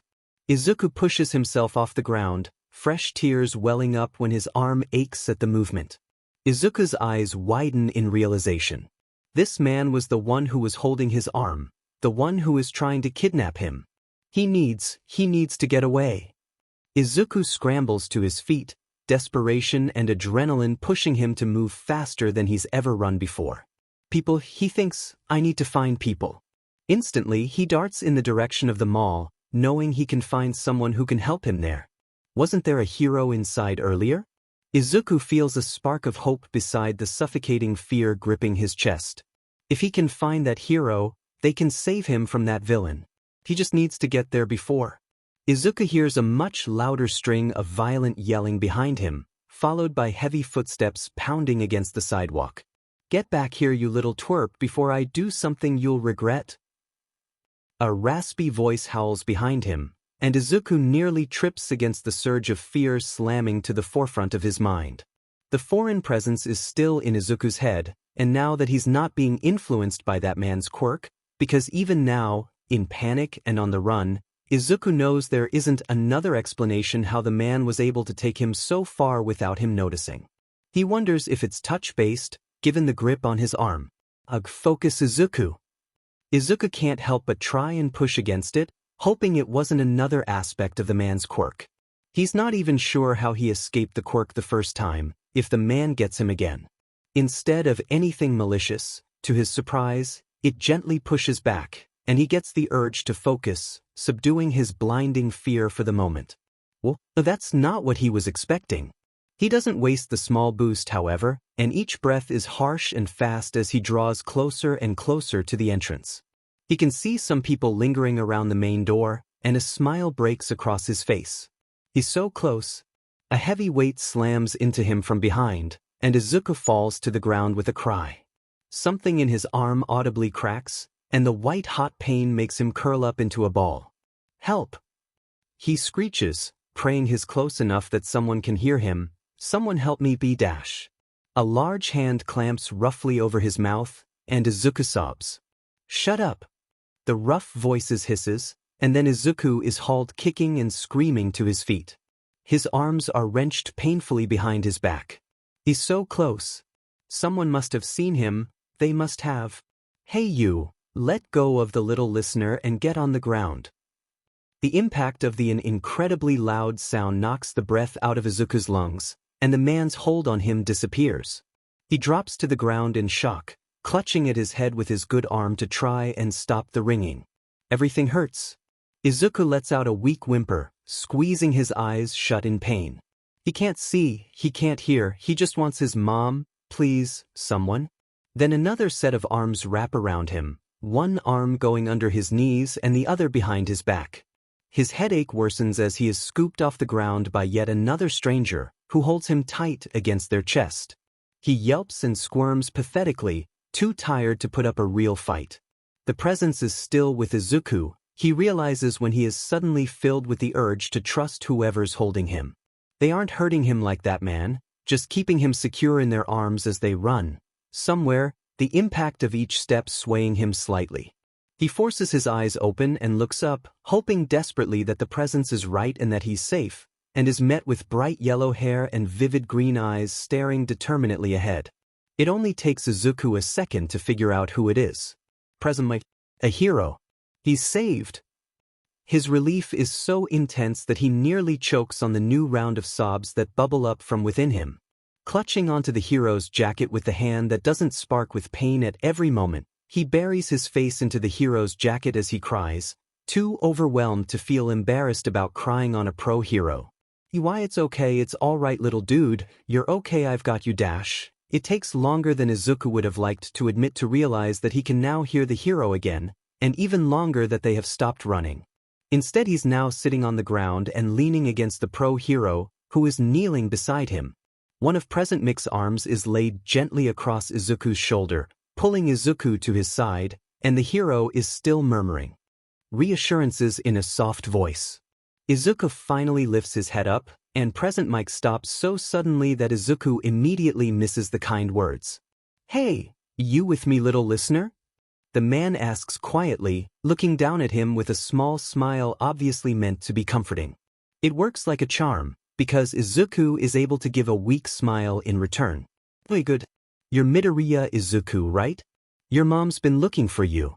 And that's all it takes for Izuku to burst back into tears. Yamada Hisashi, aka Pro Hero Present Mic, had been having a pretty pleasant evening in his opinion up until someone kidnapped a child right in front of him. Okay, that was a little bit of an exaggeration, but while a little boy had been stolen from his mother in the same building he was in, Yamada had been signing autographs like a pompous jerk. His manager had told him it was a good idea, being semi-new to the scene and all. He begs to differ. But he couldn't focus on that right now, because instead he needs to find a 6-year-old. When the boy's mother, a shorter lady named Midoriya Inko, had run to him sobbing, he originally hoped that the child simply wandered off. And then she described how she was frozen in place, unable to divert her attention, and Yamada's blood ran cold at the recognition of a well-known human trafficker's quirk. So yeah, this night's atmosphere had completely tanked. Immediately, he rounded up as many people to assist as he could, leaving one of his sidekicks to see if the security cameras could give any help while he ran like mad in the direction a witness reported seeing the man, brown eyes, blonde and brown hair, navy sweatshirt from the quick description he was able to get, and kid, named Midoriya Izuku, leaving. Nearly barreling through the side glass doors in his haste to get outside, he skids to a stop in the street and looks around wildly. A few people are walking to and from the mall, but no one that matches the description of the man. DMN it, he has no way of knowing where to look. He could be going in the opposite direction if he takes a guess. He frowns, eyebrows furrowed in worry. As much as he hates the thought, his best bet is to go back inside and see if his sidekick has gotten a lead as to which direction the man had taken Izuku. Suddenly, a bright flash appears from far down the road to his left, barely visible through the trees lining the stretch of sidewalk. Before he could give it a conscious thought, Yamada was already running towards it, scanning his surroundings for any hint that he's headed in the right direction. He has literally no idea if this is even connected with the child he's looking for, but that's all he's got going for him, which was enough for him to go full tilt in its direction. Besides, his gut was saying to go for it, and you don't last long as a pro hero without trusting your intuition. which obviously turns out to be correct when he hears the sharp cries of a child, screaming out in distress. Damn it, he needs to move faster. Scanning ahead, he makes out a small figure bolting in his direction, and he can't help the small grin that comes to his face when he spots the identical green hair as Ms. Midoriya's, knowing that this has to be her child. However, it is immediately wiped away when another figure tackles the first to the ground, ripping a harsh cry from their throat. Yamada DMN near growls. As soon as he gets in range, he aims himself at the two and lets loose a loud blast of sound, knowing that, while he doesn't want to risk the kid getting hurt, he can't let the man find out that there is a hero on scene, or this kidnapping could turn into a hostage situation. Immediately ordering the man to let go of the kid and get on the ground, his yells work exactly as intended as the man drops the child with a yelp, both of them falling to the ground once more. Throwing himself forward, Yamada all but rips the kid away from the man, aiming a harsh kick at the down man's head that immediately knocks him out. Haphazardly throwing a pair of HNDCFFS on the man, he pulls out his phone and calls his sidekicks, then the police, letting them know what happened and that they need to pick up an unconscious villain. Turning his attention back to the child, he gathers the trembling 6-year-old, at least, that's what he thinks the mother told him, but given how small this kid is, he is beginning to doubt that he could be 6, up in his arms, murmuring quiet reassurances all the while. Standing up carefully, Yamada throws one last glare at the villain before starting into a slow jog, not willing to keep a victim near the person who just tried to kidnap them even if they were restrained. He glances down at Midoriya, wincing in sympathy as he takes in his injuries. It's pretty clear the kid is out of it, his breathing harsh and stifled as he tries to get in enough air around his low, pain-filled whines, his eyes clenched shut. One of his arms is swollen and purple, and the other has an angry red mark on the upper part, and Yamada frowns as he realizes that must have been where the man was dragging the kid around. Not wanting to jostle the kid around more than necessary, as soon as they are near the entrance of the mall he stops, sitting down on the sidewalk and carefully positioning himself so that the kid leans against him comfortably. Once Yamada is certain that there is no pressure on the broken arm, he calls again and redirects one of the ambulances to him. There isn't much he can do now, he notes unhappily as he glances down at the shaking child, a frown still affixed on his face.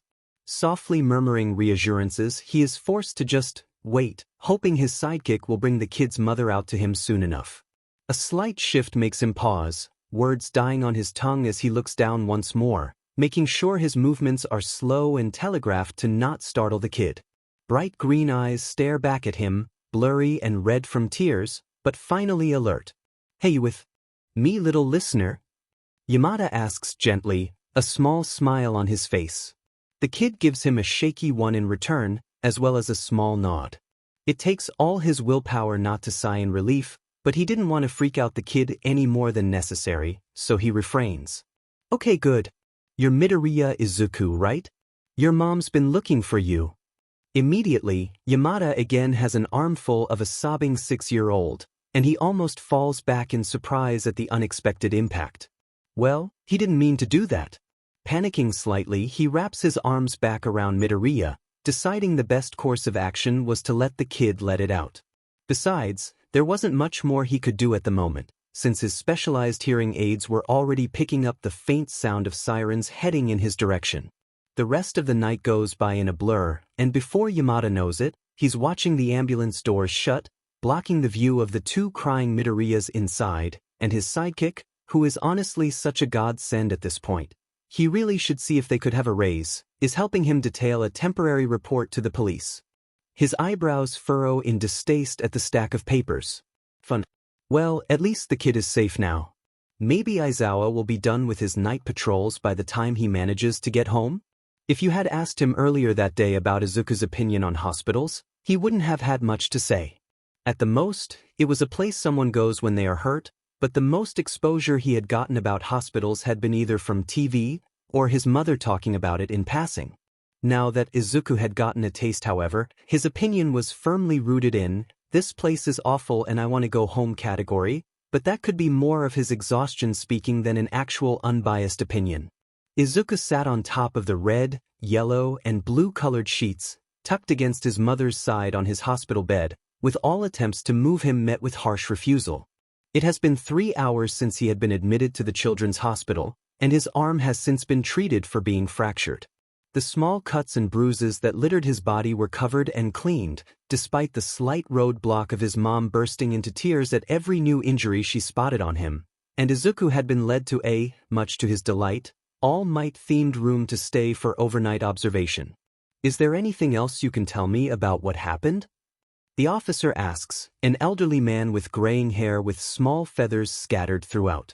If Izuku was less tired, he might have mustered up the courage to ask the man about it, since it looked like a quirk, but as of now, it was way past Izuku's bedtime and all he wanted to do was sleep. No, sir, he says politely, shaking his head. The officer gives him a sympathetic smile, his amber eyes crinkling at the edges, and pats Izuku's shoulder before standing. Well, okay then. Someone else wants to talk to you, son. Izuku scrunches his face at the nickname, and then you can rest. Heaven knows you both need plenty of that now. He lets out slight chuckles, which dies awkwardly in his throat as Izuku notices his mother's narrowed eyes. Well, thank you, officer, she says curtly. The man takes the hint and doesn't waste any time, turning in one fluid motion and leaving the room, the door shutting softly behind him.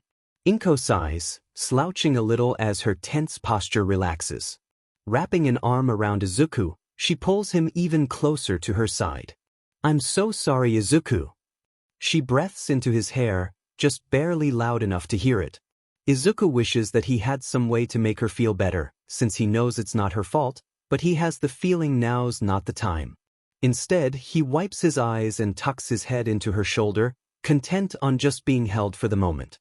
They stay like that until the creak of the door alerts them to the fact that someone is walking in, and Izuku reluctantly pulls away from his mother's comforting warmth, shooting a glare at whoever dared to interrupt them.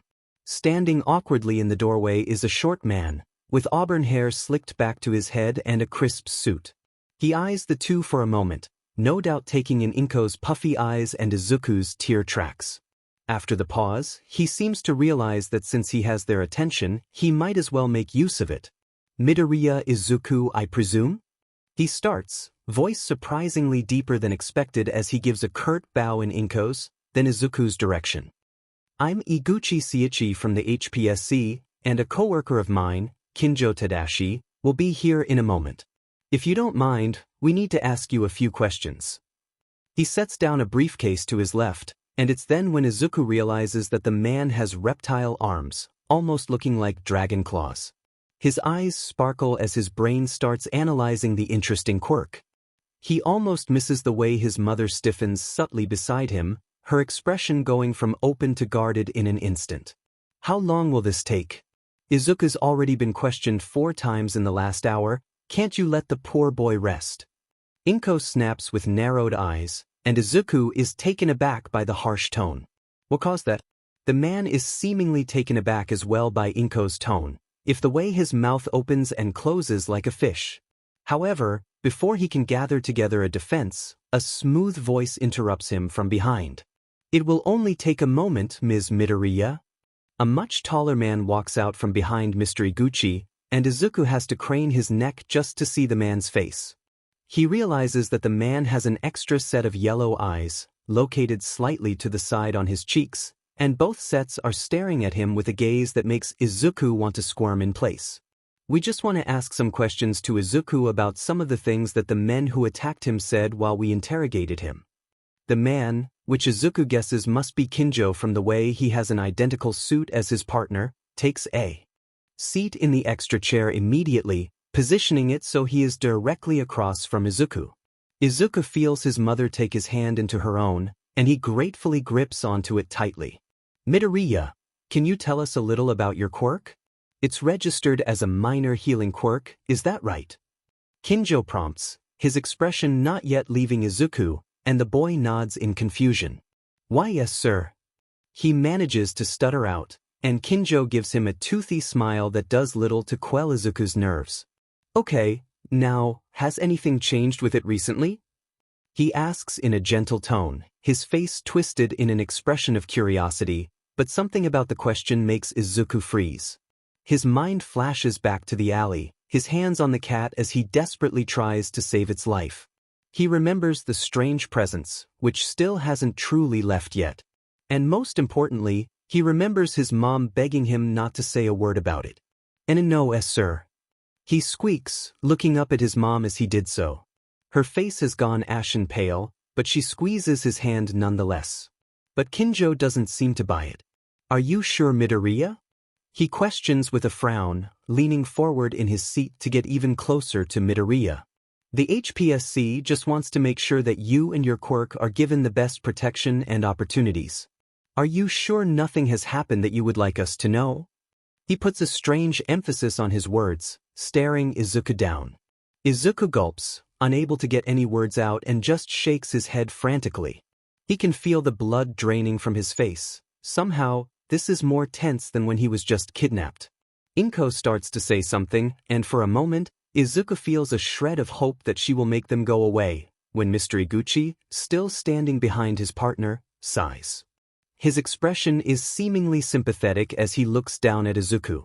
"You see, Midoriya, the men said that they tried to kidnap you." The man's face twists at the words, his eyes narrowing, "because their boss is interested in your Quirk.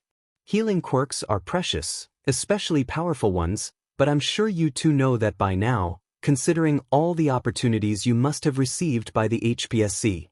Izuku tilts his head to the side. He doesn't know anything about the Hero Commission giving any opportunities to him. But judging by the tone in the man's voice, he's not sure he wants to. "But I think it's time for us to revisit them, don't you, Midoriya?" No, Izuku does not want to revisit them. He just wants these men to leave. After all, the HPSC will protect you if your mother let you into our custody, and don't you think that will be so much safer after what dash? I think that's enough. Inko's voice is quiet, but there is an undeniable steel in her tone that makes the two men's heads finally turn away from Izuku and towards her.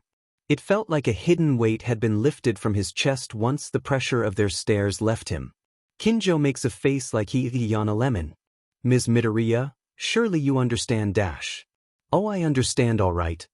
She stands suddenly and stalks closer to the two men. "I understand that you all," she gestures furiously at the two men, eyes dark and expression deadly, "don't know when to quit. My answer will stay the same. So leave. Izuku. Alone." During the course of Inko's verbal lashing, Mr. Iguchi's eyes have widened so much that it's a miracle that they haven't popped out of his head, his face paling worryingly so. He at least takes the hint, getting up hastily and rushing for the door. But apparently Kinjo has no sense of self-preservation. "Ms. Midoriya, you must at least consider the supplemental testing for Izuku."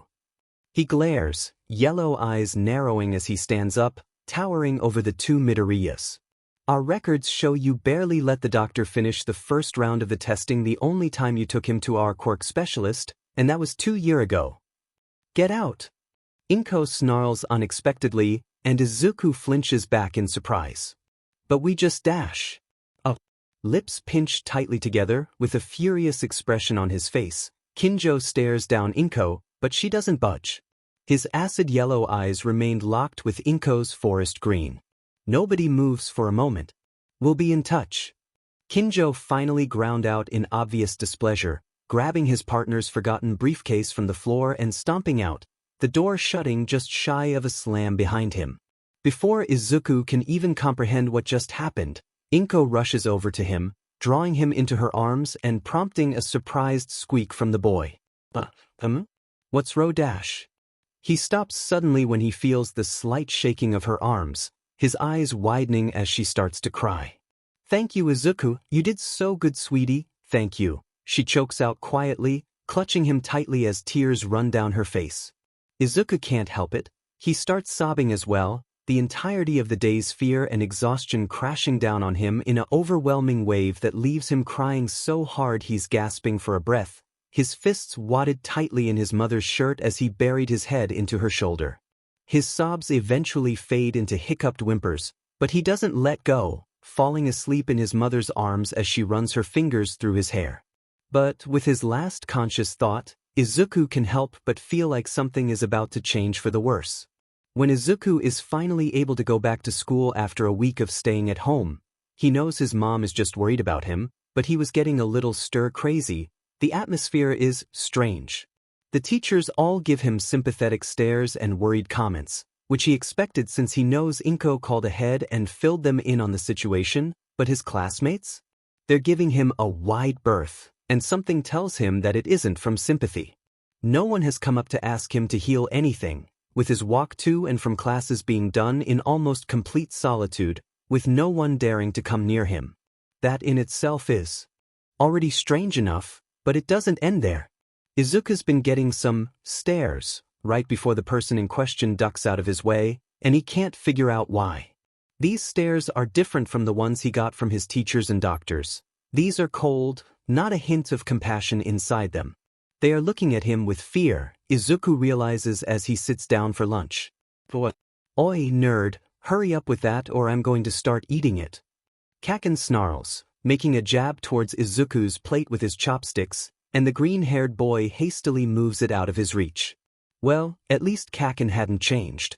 It's been far too long since Izuku's gotten to do anything fun. Well, maybe he's exaggerating a little, but to be fair, the days do drag when you have nothing to look forward to. He's been stuck inside for 3 months, ever since he was almost taken. No trips, no park visits, nothing. Izuku hasn't even been allowed to go shopping with his mom. So, as soon as Kaken gives him an invitation to join him on an aquarium visit, Izuku knows he must convince his mom to let him go. And, somehow, he does. Well, to be honest, the only reason that Izuku is able to persuade Inko to let him go to the aquarium is that 1. Gang Orca will be there giving a speech about pollution in the ecosystem, and 2. Kaken and both of his parents are coming as well. But it was still a really close decision. Izuku stares pensively at the closed door hiding Inko and Mitsuki, which barely muffles the way Mitsuki is attempting to assure Inko that everything will be fine. He can't help but frown when he hears his mom's muffled sobs.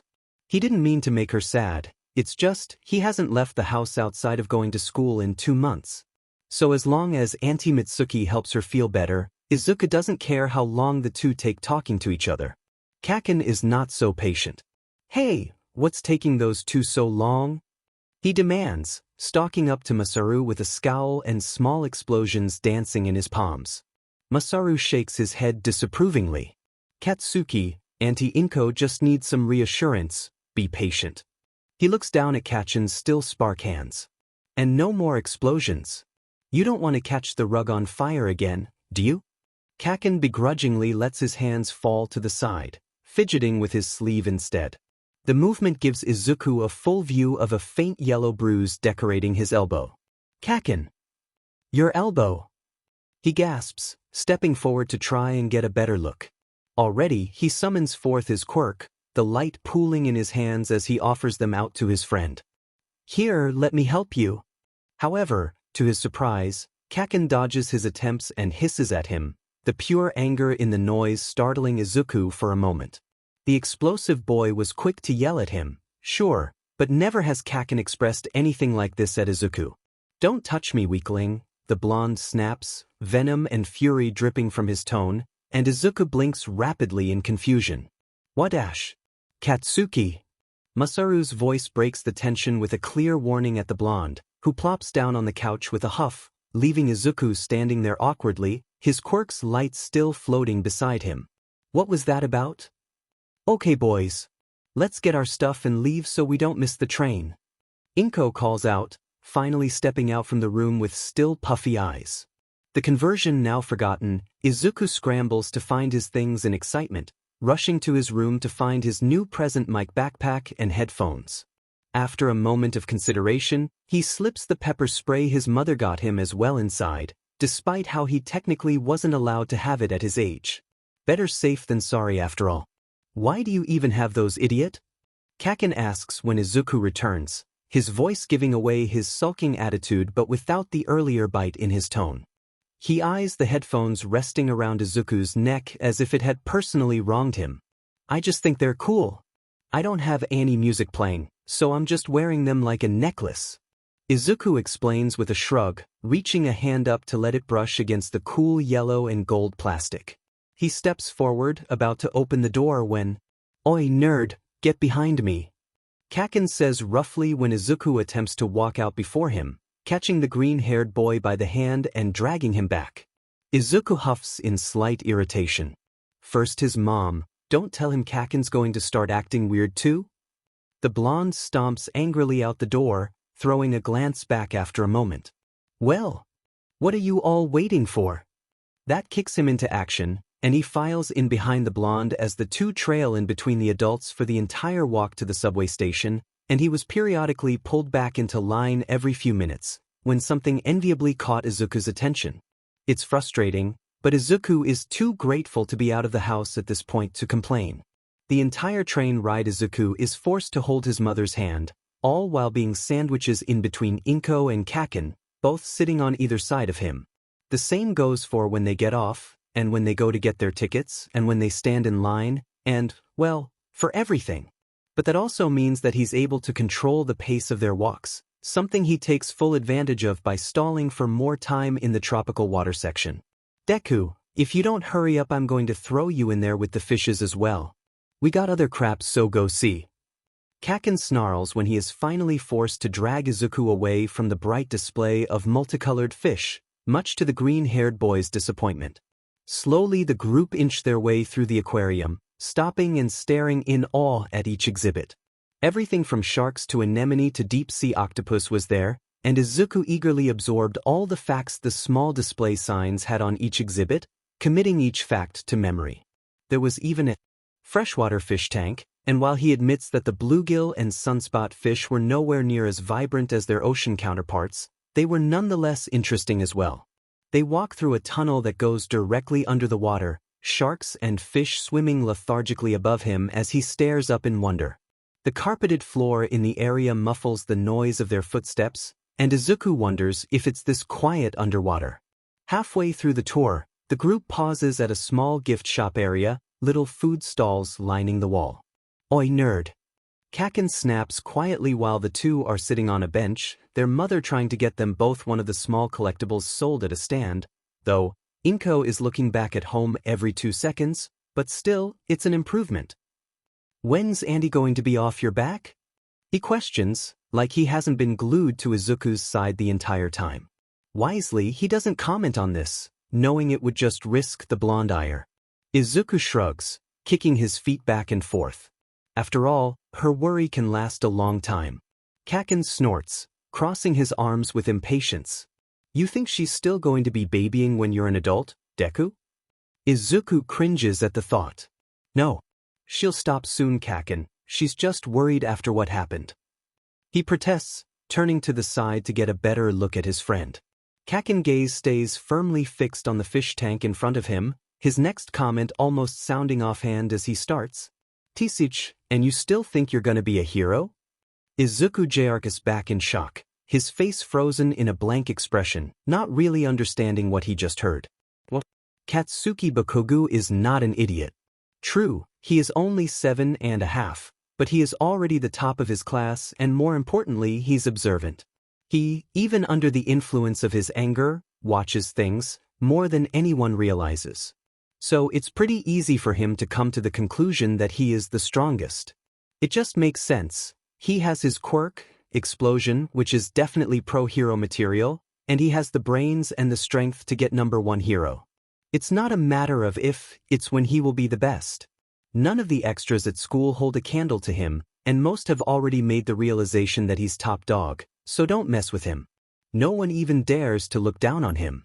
That's why Izuku is becoming so infuriating. Objectively, Katsuki knows Izuku is weaker than him. The DMN nerd has a healing quirk for starters, and is just smaller in almost all ways in comparison to Katsuki. He gets winded after the first lap in gym, and some days after he overuses his quirk it almost seems as if a strong breeze could knock him over. And yet, Izuku insists that he's going to be a hero, like he is somehow on Katsuki's level. The only people that went on to become a half-decent pro were strong. You had to be in a job that risked your life every single day. But Izuku just wasn't. The green-haired boy may have the determination, Katsuki will give him that, but everything else? Someone like Deku, he'll only get hurt. Being a hero would kill him. Katsuki can see it now. The stupid nerd would bite off more than he could chew, and end up dead in an alley somewhere before he could even graduate.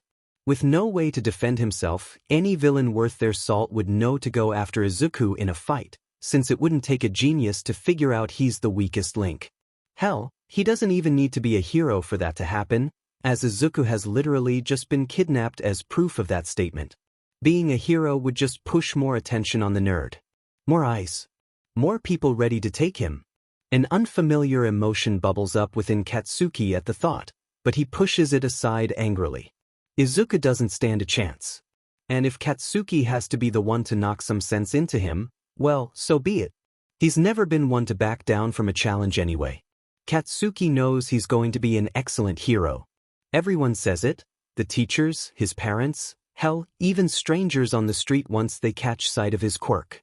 So maybe if he drills that fact into Deku's head, the nerd will finally understand that he needs to give it up already.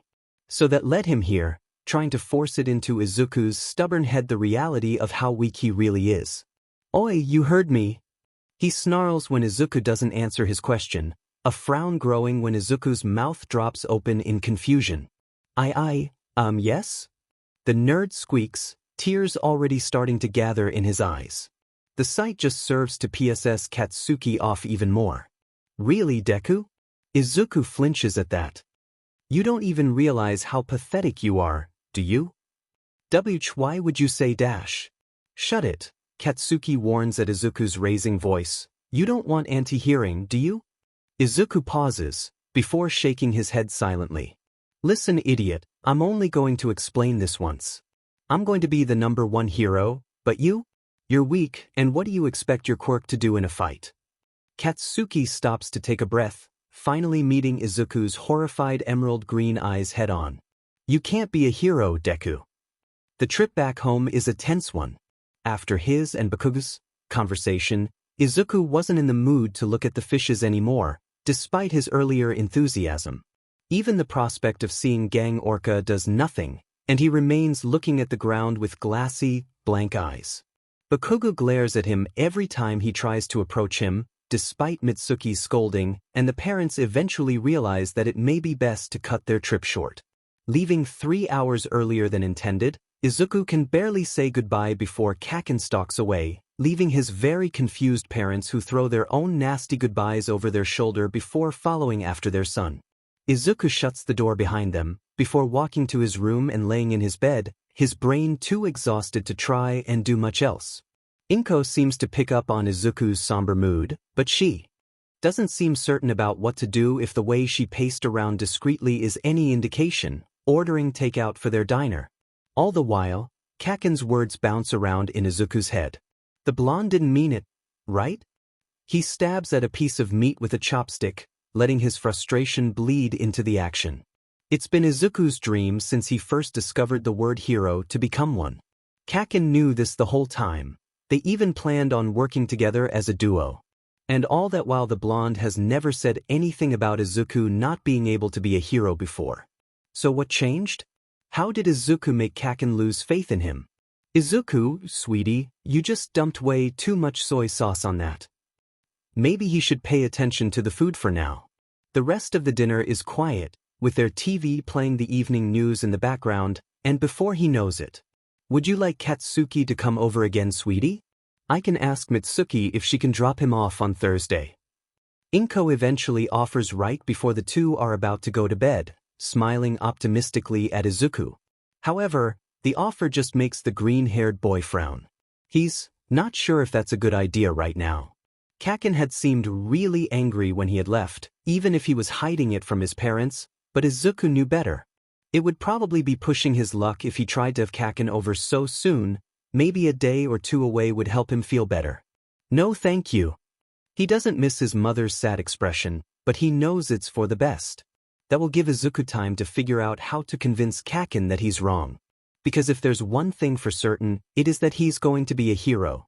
He just has to prove it to them all. It's been a week since Izuku last talked to Kaken, and it's safe to say that it's been the loneliest week of his life. He's done everything he can think of to try and earn Kaken's friendship back, offered the boy some of the spicy chips he knows he likes, invited him to spend time together, even asking if he would like Izuku to heal any injuries. Everything is met with an explosive rejection which leaves Izuku in tears. And that's not the worst of it because now, no one is talking to him. Izuku didn't notice it when Kaken wasn't angry at him. Before, the blonde loud personality prevented him from realizing that everyone was more or less avoiding him, or at least, stopped it from bothering him, but now there's no one to fill the void. And even worse, he has yet to figure out why. He's tried a couple of times, tentatively approaching some of his classmates that he considered at least kinda his friend to strike up a conversation, only to be met with either a fearful gaze or worse, a glare. Izuku tries not to let it hurt him too badly.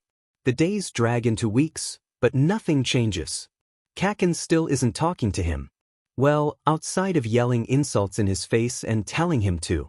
Ahem, FOFF Deku. And Izuku's still alone. Some of the teachers seem to sense the change in dynamics, if the pitying looks are any indication, but when Izuku tries to bring it up with his teacher, because, despite not liking her after that one conversation, his mother always said to go to a teacher for help if something's bothering you, and he trusts his mother, she purses her lips and shifts in her seat, eyes flashing in amusement. Midoriya, do you think that it could just be that you're being a little sensitive? Izuku trusts his mother, but he doesn't trust his teacher. He doesn't bring it up again. His mom can tell something is off as well. She asks more questions, tenderly trying to get Izuku to open up and tell what happened, but he remains quiet. He doesn't want to get Kaken in trouble. Besides, wouldn't that just be proving Kaken right if Izuku has to tattle to his mom about his friend being a little mean? Wouldn't that make Izuku weak? And he can't make his mother worry any more than he already has. Ever since he was attacked, his already protective mother had been downright overbearing. Izuku knows she can't help it, she just wants the best for him, but that doesn't make it any less frustrating. And besides, it's not like she could force Kaken or anyone else to start talking to him again. So he's at an impasse. He can't tell his mom, his teacher won't do anything, and no one's talking to him. For the first time ever, Izuku thinks he's truly alone. That's why, when 4 other students approach him as he's leaving class one day, he nearly jumps in surprise. For a sweet, blissful moment of ignorance, Izuku hopes that maybe they want to talk to him, and that everyone has finally stopped avoiding him. At this point, he'd be happy if all they wanted was for him to heal them. He's so lonely for any sort of conversation. But the look on their faces is wary and cold, and he can't help but flinch back at the sight of it. Did he somehow make them angry? But they are all at least a grade or 2 above him. He doesn't even know who they are. See, can I help you dash? We heard what happened, Deku. The first boy cuts in harshly, his steel-gray eyes narrowing as he leans into Izuku's personal space. The green-haired boy has to resist taking a step back, eyes flitting between the 3 of them. Aside from the boy currently up in his face, the 2 other kids behind him are also glaring at Izuku like he had personally wronged them. A girl, her yellow and orange hair tied back into pigtails that just brushed the top of her shoulders, and another boy whose entire head was covered in red swirls that could almost be hair if they didn't pulse every few seconds. Izuku searches his mind desperately for any recollection of the 3. Maybe Kaken had made them angry in the past? The boy with the swirl mark sneers. So, how's life as a villain, traitor? If Izuku was confused before, that's nothing compared to how he is now. A dash, he can't even manage a proper response, his mind feeling like it's decided to shut down for the moment. What? He squeaks. Don't give me that crap, Midoriya. There is no way that you were able to escape on your own. You're helping those villains, aren't you? Izuku froze. What? He breathes again, his voice so quiet it might as well be non-existent as his mind tries its best to comprehend what was just said to him. That he can't mean that. Unfortunately, they take this as a confirmation. Well, you did, didn't you? You're working with them. No. No, I didn't help him. Izuku denies desperately, eyes wide as he takes a step back in shock at the thought of the accusation. Helping the villains? The girl, who up until now had been quiet, scrunches her nose up and glares. My parents said there is no way someone with your quirk could have gotten away on your own, Deku. Never had someone said that nickname with so much venom before. There was a hero. I ran away and then present Mike Dash. He stammers out as he shakes his head in denial. panic coursing through his veins. The room suddenly seems much too hot in that moment. His breathing picks up to an uncomfortably fast pace, and his heart feels seconds away from beating out of his chest. Shouldn't someone like you should have known better? Besides, I heard that you didn't even fight back.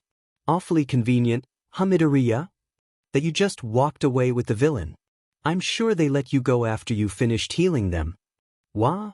It was the man's quirk? Izuku didn't walk with him unwillingly, who even told him that? Wah, wait. No, please listen. Shut up. Rough hands shove him back, and he lets out a sharp cry when the wall bumps against his still sensitive arm. He looks up in shock at the red-haired boy who did it, but they all just seem emboldened by his pain. The older boy gives him a cruel smile. See? You're too weak to do anything. He aims a kick at Izuku that the green-haired boy is just able to dodge. What are gonna do? Heal me? You're just a pathetic villain now, aren't you? So useless that you had to make a deal to protect yourself. Tears well in Izuku's eyes. I'm not helping them. I'm not a villain. He cries, voice frantic and high-pitched as he takes off running, the only thing his brain can think of as a defense at the moment. He crashes into the door in his haste to throw it open, racing through the now empty halls and keeps running once he gets outside, not even sure where he's headed at this point. He can hear the footsteps behind him, but they never catch him, probably thrown off by him bolting immediately, but he doesn't stop. He can't. How could they say that? He's not a villain. It's not like he wanted to be kidnapped. Why can't they just understand? All of the times that his classmates had been avoiding him suddenly rush to the forefront of his mind, and Izuku realizes with sickening clarity that they were avoiding him because they all thought he was helping the villains. Who would spread such a rumor? And what did Izuku do that made him deserve that? Because he escaped? They are saying he's a villain because he didn't get kidnapped? What type of logic is that? Izuku's full out sobbing at this point. The tears are blurring his eyesight so badly that he has to stop and furiously scrub at them or he'll risk colliding with something. He stumbles onto a nearby bench, for once thankfully for the solitude because he doesn't want anyone to see him right now. He's not sure how long he sat there, tears and snot running down his face and small hiccups escaping his mouth every few seconds, but as soon as he gets his breathing under control he forces himself to stand. Izuku can't let himself be crying and late when he gets home, so it's better to just bite the bullet and start heading back, despite how much he wants to curl up into a ball and keep crying. Once he arrives, Izuku opens the door as quietly as he's able in the hope of slipping in undetected, peeking his head around the corner to see if he was successful. He's greeted with an empty living room and sighs in relief, back slumping against the wall behind him, and then Inko's head pops up from around the corner. Well, you tried. Izuku, sweetheart, I thought I heard you come? She trails off as she finally looks up, stopping to stare. Are you? What happened, honey? She exclaims, rushing forward, grabbing him by the shoulders and looking him over with worry in her eyes. He manages a weak smile. I'm just tired, Mom, don't worry. He nods his head assuredly, praying that she buys it. She doesn't. You know you can tell me anything, right? She reminds gently as she guides him to the couch, eyeing his still red cheeks and puffy eyes. Yep. Izuku buries a grimace that sounded nowhere near as cheery as he had hoped. Did something happen at school? His mind flashes back to the confrontation. You're just a pathetic villain now, aren't you? He shakes his head. No, nothing happened. Inko frowns, leaning forward to brush the bangs out from in front of his forehead and resting her hand there for a moment. She stares intently, green eyes wide and searching as if she could divine what happened just by looking long enough, before reluctantly drawing back. Kevin, do you need anything to drink? I'll be done with dinner in a few minutes, just sit tight. With that, Inko hurries off to the kitchen, giving him one last pat on the shoulder as she goes. As soon as she's out of sight, Izuku lets his face fall. Over the course of the meal, he doesn't cry, which is impressive considering his track record, but he gets really close. His mother continues to ask, and that just makes it so much worse. He wants to tell her so bad, but he can't. He stays silent, And eventually his mom gives up and steers the conversation back to something normal until it's time for both of them to get ready for bed. It's only after Izuku's certain his mother is asleep that the dam breaks, and he curls up into a ball and... How does he fix this? Burying his face in his pillow to muffle his sobs, Izuku cries for what must be hours, until he's too exhausted to let out any more tears. He scrubs frustratedly at his face, wincing when his hands brush across his now sensitive eyes. All he wants to do is help people. He wants to be a hero, he's not. He's not a villain. Something pushes at his mind, a feathery light touch, but Izuku still lurches up from his bed in surprise until he realizes what it is. The presence is back, and it's poking very insistently at his thoughts, a strange sort of internal pressure that almost reminds him of the feeling you get when you do a handstand. But Izuku wants to be alone right now. Is that too much to ask for? He pushes back, hoping it will go away like last time and let him cry in peace. Last thing he needs is to be called crazy as well as a villain because he has something else in his head. A vague, foregone sense of exasperation washes over him, but before Izuku has the chance to feel indignant about it, the presence surges forward, forcing aside his thoughts in one fell swoop. If Izuku had the capacity to panic at the moment, he would be. But instead, he felt floaty and sleepy, eyes half-lidded as he flops back onto his bed. Idly, he feels his quirk activate on his own, the energy gathering and dancing excitedly under his skin. An unexpected giggle escapes his mouth as he stares at his now glowing hands. His quirk is so pretty and bright. The energy keeps growing and growing and growing. His vision is consumed by golden light, but this time it doesn't stop. And then Izuku falls. An endless universe of pure light stretches out in front of him. Izuku crashes into it, the power washing over him and dragging him down into it like hundreds of hands, tugging and clinging to him. Infinite and all-powerful, it's an ocean of pure starlight. All Izuku can do is stare in bewilderment at the rapidly fading surface as he sinks lower and lower into its depths.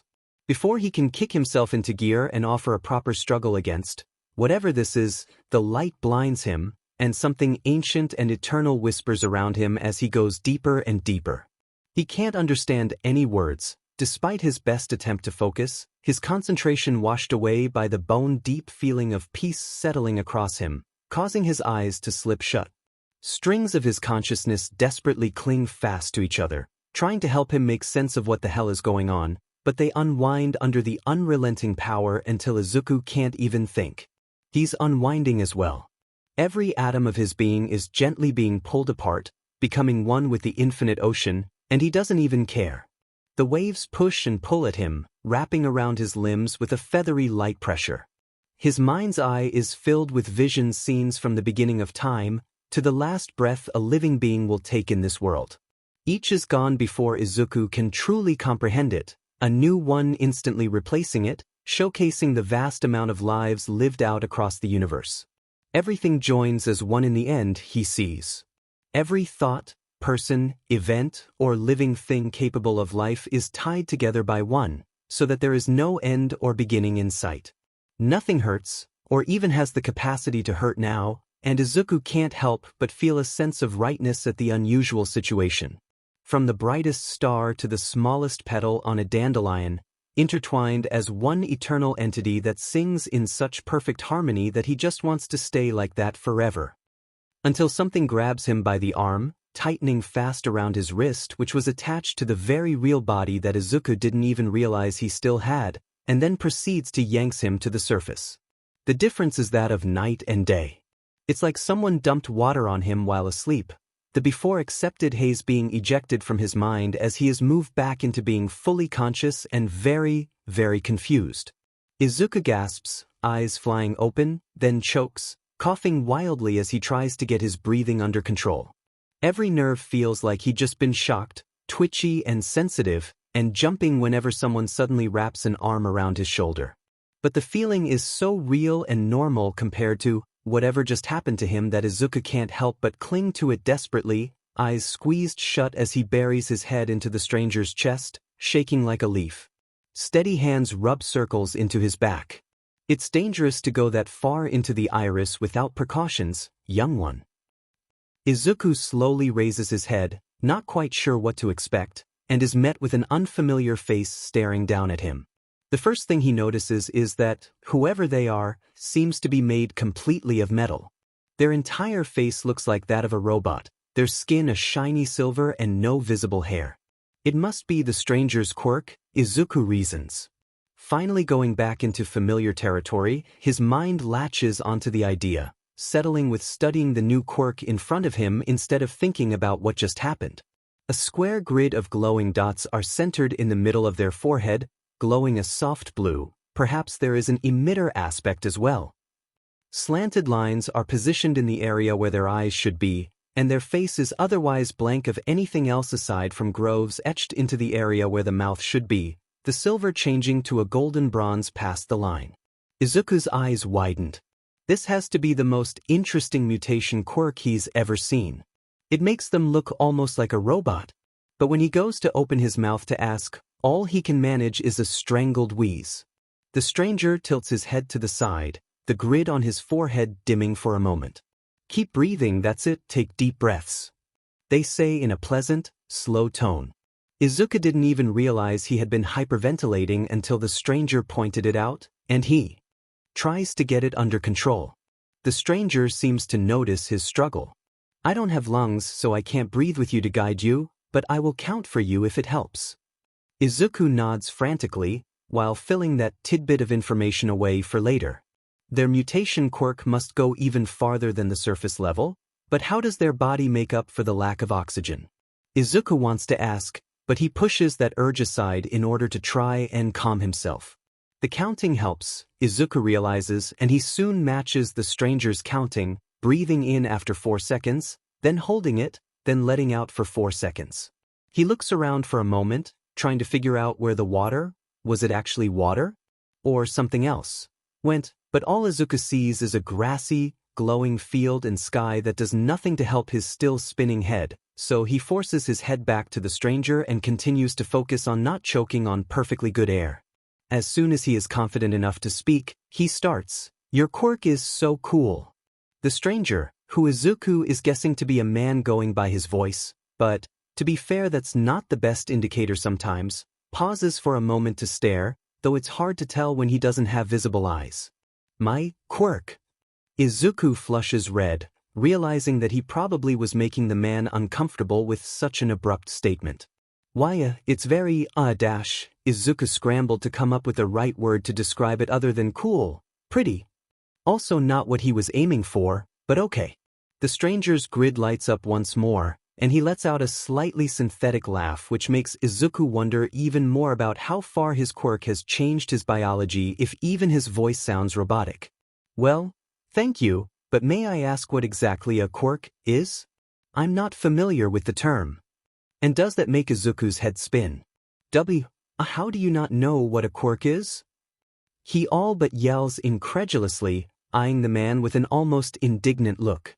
Did the stranger not realize he was made of literal metal? How do you miss one of the most important changes society has faced in the last 200 years? It may help me if you tell me what exactly you think my quirk is. Maybe we just use different terms for the same thing. That sort makes sense, but shouldn't he still have some vague idea of what Izuku's talking about? Izuku pauses before gesturing to the man's face and chest. "Metal? That's your quirk, right?" The stranger pauses again, much longer than the last time, tilting his head down to track Izuku's hand. He holds a hand up to point at his chest, and Izuku has to stamp down a squeal of delight when he realizes that the man's arms are similarly robotic-looking. So the quirk extends to his whole body, good to know. An omnic. The stranger supplies, looking back up at Izuku with concern clear in his voice. Izuku must be giving him a confused expression because he clarifies, "You know, a robot? This is how I was made." Izuku stares blankly. "What?" There is yet another awkward pause as the two stare at each other in visible confusion, before finally the stranger lets out another laugh, shaking his head at the situation. "How about this? Let's start over and then we'll try and work out our misunderstandings, okay? My name is Zenyatta Takartha." The man, now known as Zenyatta, steps back and gives Izuku a slight bow, which Izuku jumps up to return. "I'm Midoriya Izuku. It's nice to meet you," he says politely, caught in between caution and confusion now that his mind is cleared. While it's true he has no idea who Zenyatta is, the man did save him from whatever that was earlier, so he can't be too bad, right? And you as well. So Midoriya, how did you end up so far into the iris? It's rare to find a human with any connection to it anyway, but why did your teacher allow you to go so far unaccompanied? It can be overwhelming if you don't have someone to help pull you back. Zenyatta asks, and Izuku doesn't miss the worried tone his voice takes. But the confusion from earlier is back, and Izuku decides he's going to have to answer a question with a question. What's the iris? Zenyatta lets out a noise that sounds like a cross between a choke and static, stiffening suddenly, but Izuku barrels on. Also, I don't have a teacher? I don't even know how I got here. Zenyatta's grid flares a bright blue, and he lets out a sigh that makes Izuku frown worriedly. Oh dear, this might be a problem. Zenyatta then visibly straight, squaring his shoulders and settling back onto the ground, patting the empty and glowing, what even is this place, space beside him. Please, take a seat. There is much we need to discuss. This day was not going how Izuku had expected it to, but for once, he couldn't say that was necessarily a bad thing. Was he confused? Oh, absolutely. In fact, this sort of feels like a very elaborate fever dream. But did he also feel like so many things are finally making sense now? Yes, despite how frustrating these revelations may be. So, we're the iris right now? Izuku reaffirms once more, still trying to make the statement settle into his brain. He eyes the glowing plan around him nervously, picking up a blade of the tall, swaying grass to twirl between his fingers. Yes. Zenyatta pauses for a half-second. Well, your consciousness at least. Your physical body is still back where you left. He reaffirms. It's weird to think about that. Everything feels so really here, it's hard to imagine that he's actually lying on his bed knocked out. He nods absent-mindedly. So, you've already explained that your world has quirks, and I've told you about how mine doesn't. Another nod. All right. Zenyatta hums. And we have also established that we are in 2 different time PRDS right now. You're roughly 150 to 200 years ahead. Yep. Izuku lays back on the soft grass, making sure to shut his eyes so as to not get lost in the sight of the unfiltered iris, glowing with the colors of a sunset above their heads. He's already gotten overwhelmed 4 times in the span of his and Zenyatta's conversion, and every time, much to Izuku's embarrassment, Zenyatta had had to fish him out. Human brains just weren't meant to look at the very life force of existence without their brains getting a little melty. To Izuku's credit though, Zenyatta says that normally people react even worse than he did when they first see the true iris, so there's that? Okay, so that confirms that we're in different universes at the moment. I still can't believe that this is happening. Izuku mutters under his breath, but in reality he can. Everything is making so much sense with how his quirk is behaving. The sudden mind of its own it would gain, the random surges, and the presence all can trace directly back to this. The iris. Even the name feels right, as if Izuku is finally remembering a long-lost friend. So, if I'm connected to the iris, it feels foreign saying it out loud, though, because of my quirk, how can you use it? Zenyatta laughs at the question. I've trained myself to use it. Every living being is connected to the iris, so me and my fellow monks have found ways to strengthen our connection so that we can learn from it and use it. That's how we are talking to each other right now, the iris serving as a bridge between us. Suddenly Zenyatta's strange robes make much more sense, Izuku thinks as he glances down at the burnt orange, loose-fitting pants, held up by a thick cord around his waist. Definitely monk attire. So, all of you can heal? Like me? Zenyatta shakes his head slightly. Sadly, you're unique, Midoriya. The iris clings to you in a way I have never seen before, likely due to your quirk. He pauses at the word, as if trying to remember if he was using the right terminology. I can though, but healing isn't the only thing I can do. Izuku lurches up, eyes open in a flash. It isn't? What else? He demands, mind already racing at the possibilities. More than just healing. Can he do other things as well? Zenyatta nods good-naturedly. How about another time? While healing is what most of my companions first think of when I use the iris, my main goal is to help others achieve enlightenment in the iris such as I have. How about I make a deal with you, Midoriya?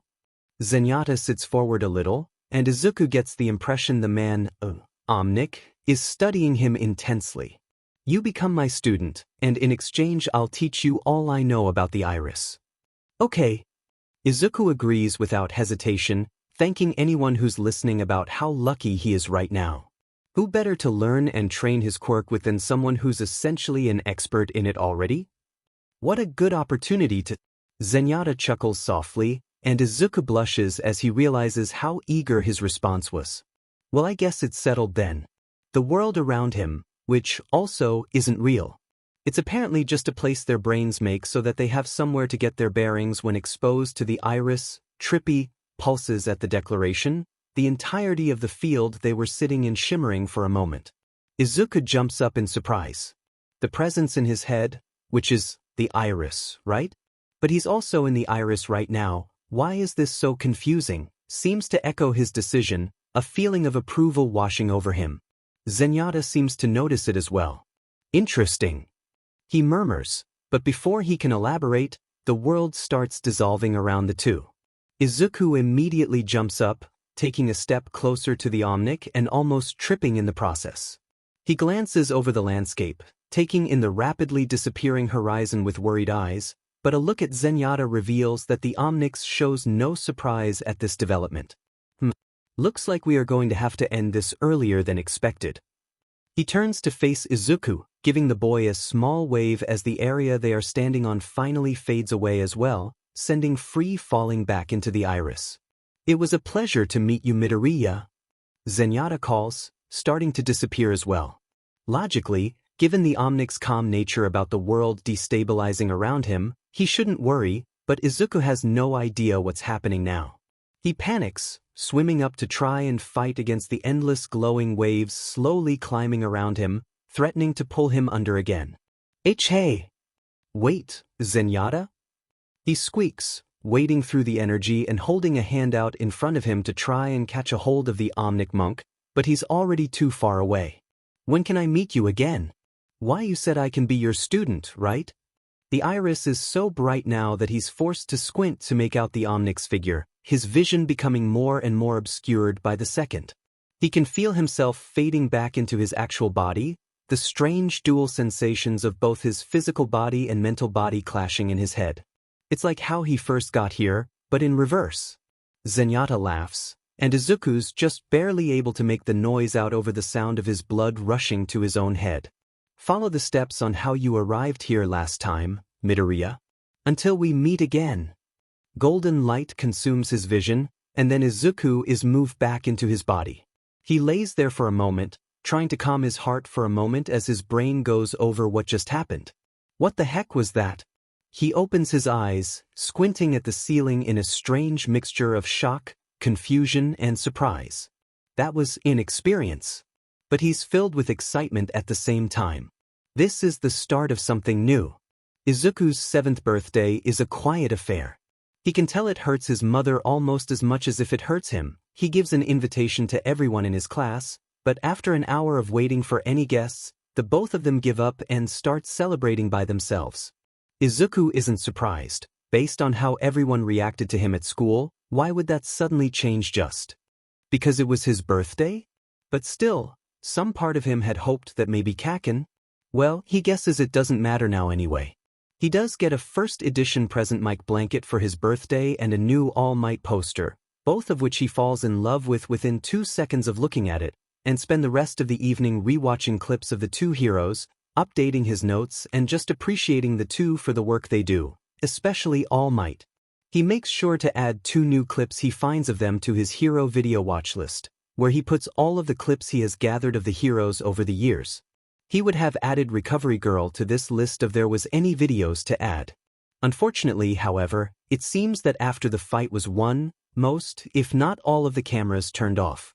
This means that Recovery Girl's time to shine was almost always missed, much to Izuku's frustration.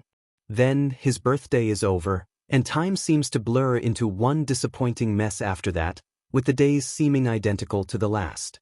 Izuku's 8th birthday is the same as his 7th, but this time he doesn't even bother with the invitations.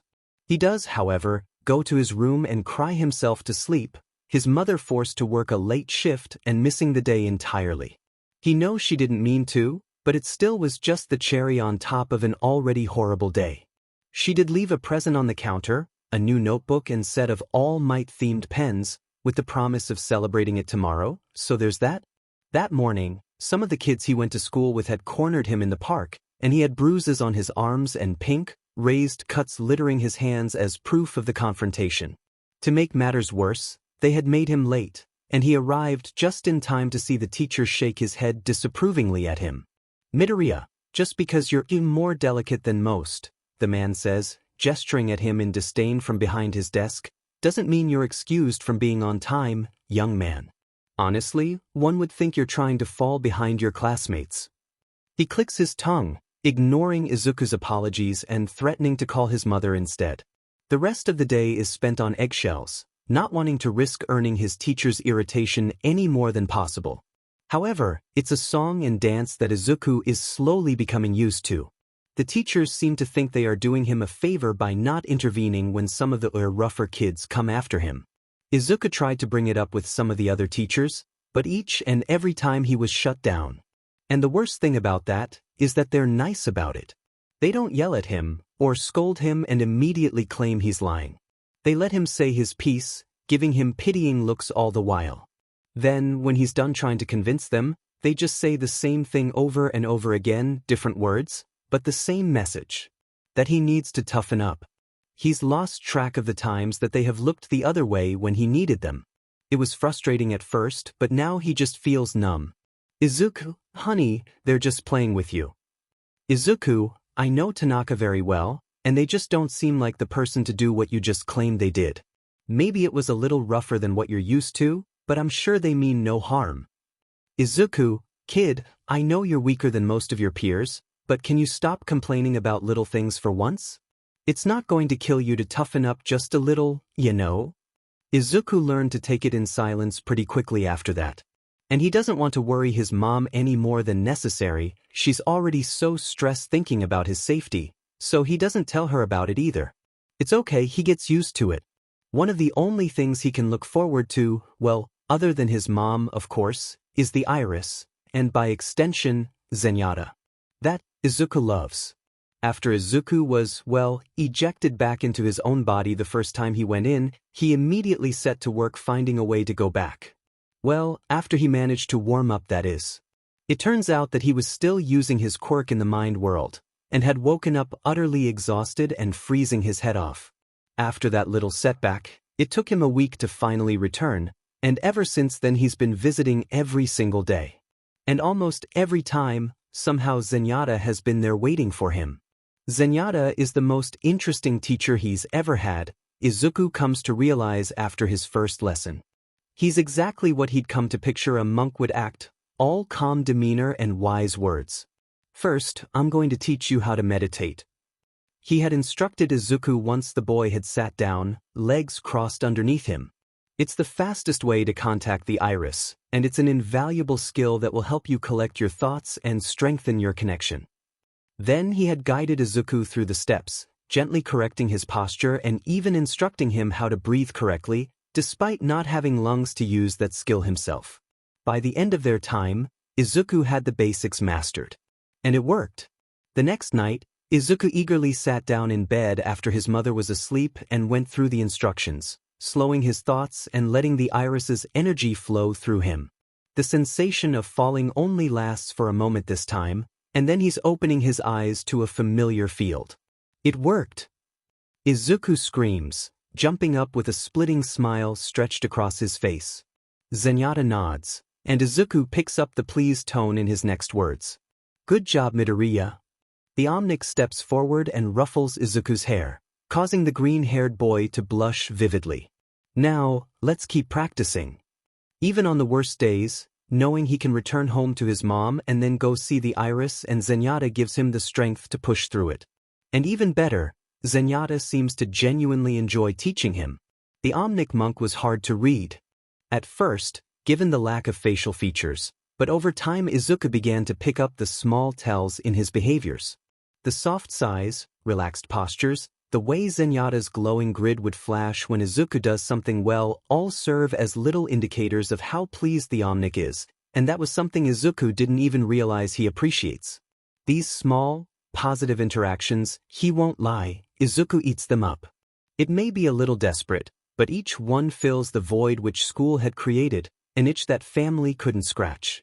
Zenyatta had no obligation to be so kind to Izuku, yet he was. Izuku had never been so thankful for his quirk before, connecting him with the iris and a wonderful teacher. Given how Izuku could read Zenyatta, it comes at no surprise that the reverse was also true. So when Izuku arrives in the iris on the night of his 8th birthday, eyes still red and puffy, Zenyatta immediately knows something's off. "My student, is something wrong?" he asks after they go through their first sets of exercises, his tone soft. Izuku can tell he wants to say more, but is giving him the floor to say his piece first. Izuku opens his mouth to start with a quick excuse, then rethinks it. "It's been a bad day," he says softly, looking down at his lap and threading his fingers together nervously. The iris's energy, which had been steadily building, fades back for the moment, leaving Izuku's head feeling oddly empty. Zenyatta nods in his direction. "If you feel it would help, you can talk to me about it. Sometimes it's easier to share a burden than to hide it away." Zenyatta's voice has an almost regretful note at the end, as if speaking from experience. Izuku's not too sure he shares that sentiment. If he told his mom, she would just feel guilty and sad as well, and telling his teachers does nothing. In fact, it makes things worse most times. So doesn't it make it easier on everyone to just deal with it by himself? "Thank you, but I'm good for now," Zenyatta hums, looking at the ground for a moment. Then the world shifts. The glowing, ethereal fields that Izuku had grown accustomed to suddenly are gone, and Izuku clamps down an embarrassing scream of surprise as he plops down on the ground, looking around wildly. He's now sitting in the middle of a courtyard. Smooth stone pillars line the area, each covered in flowering ivy that drape across its surface. Cool stone can be felt underneath his hands, and he looks down to see intricate tiles below him, with moss grossing between the cracks. Various other pots and vases are scattered about, each overflowing with their own unique plant, and low, wooden benches sit around the perimeter. The tops of trees can be seen outside of the walls lining the area. A few branches stretch out over them. The area looks beautiful and warm, like a sanctuary of some sort. But that still doesn't explain what happened to the field he was in literal seconds ago. Izuku blinks rapidly in shock, trying to figure out what just happened when low laughter interrupts him from behind.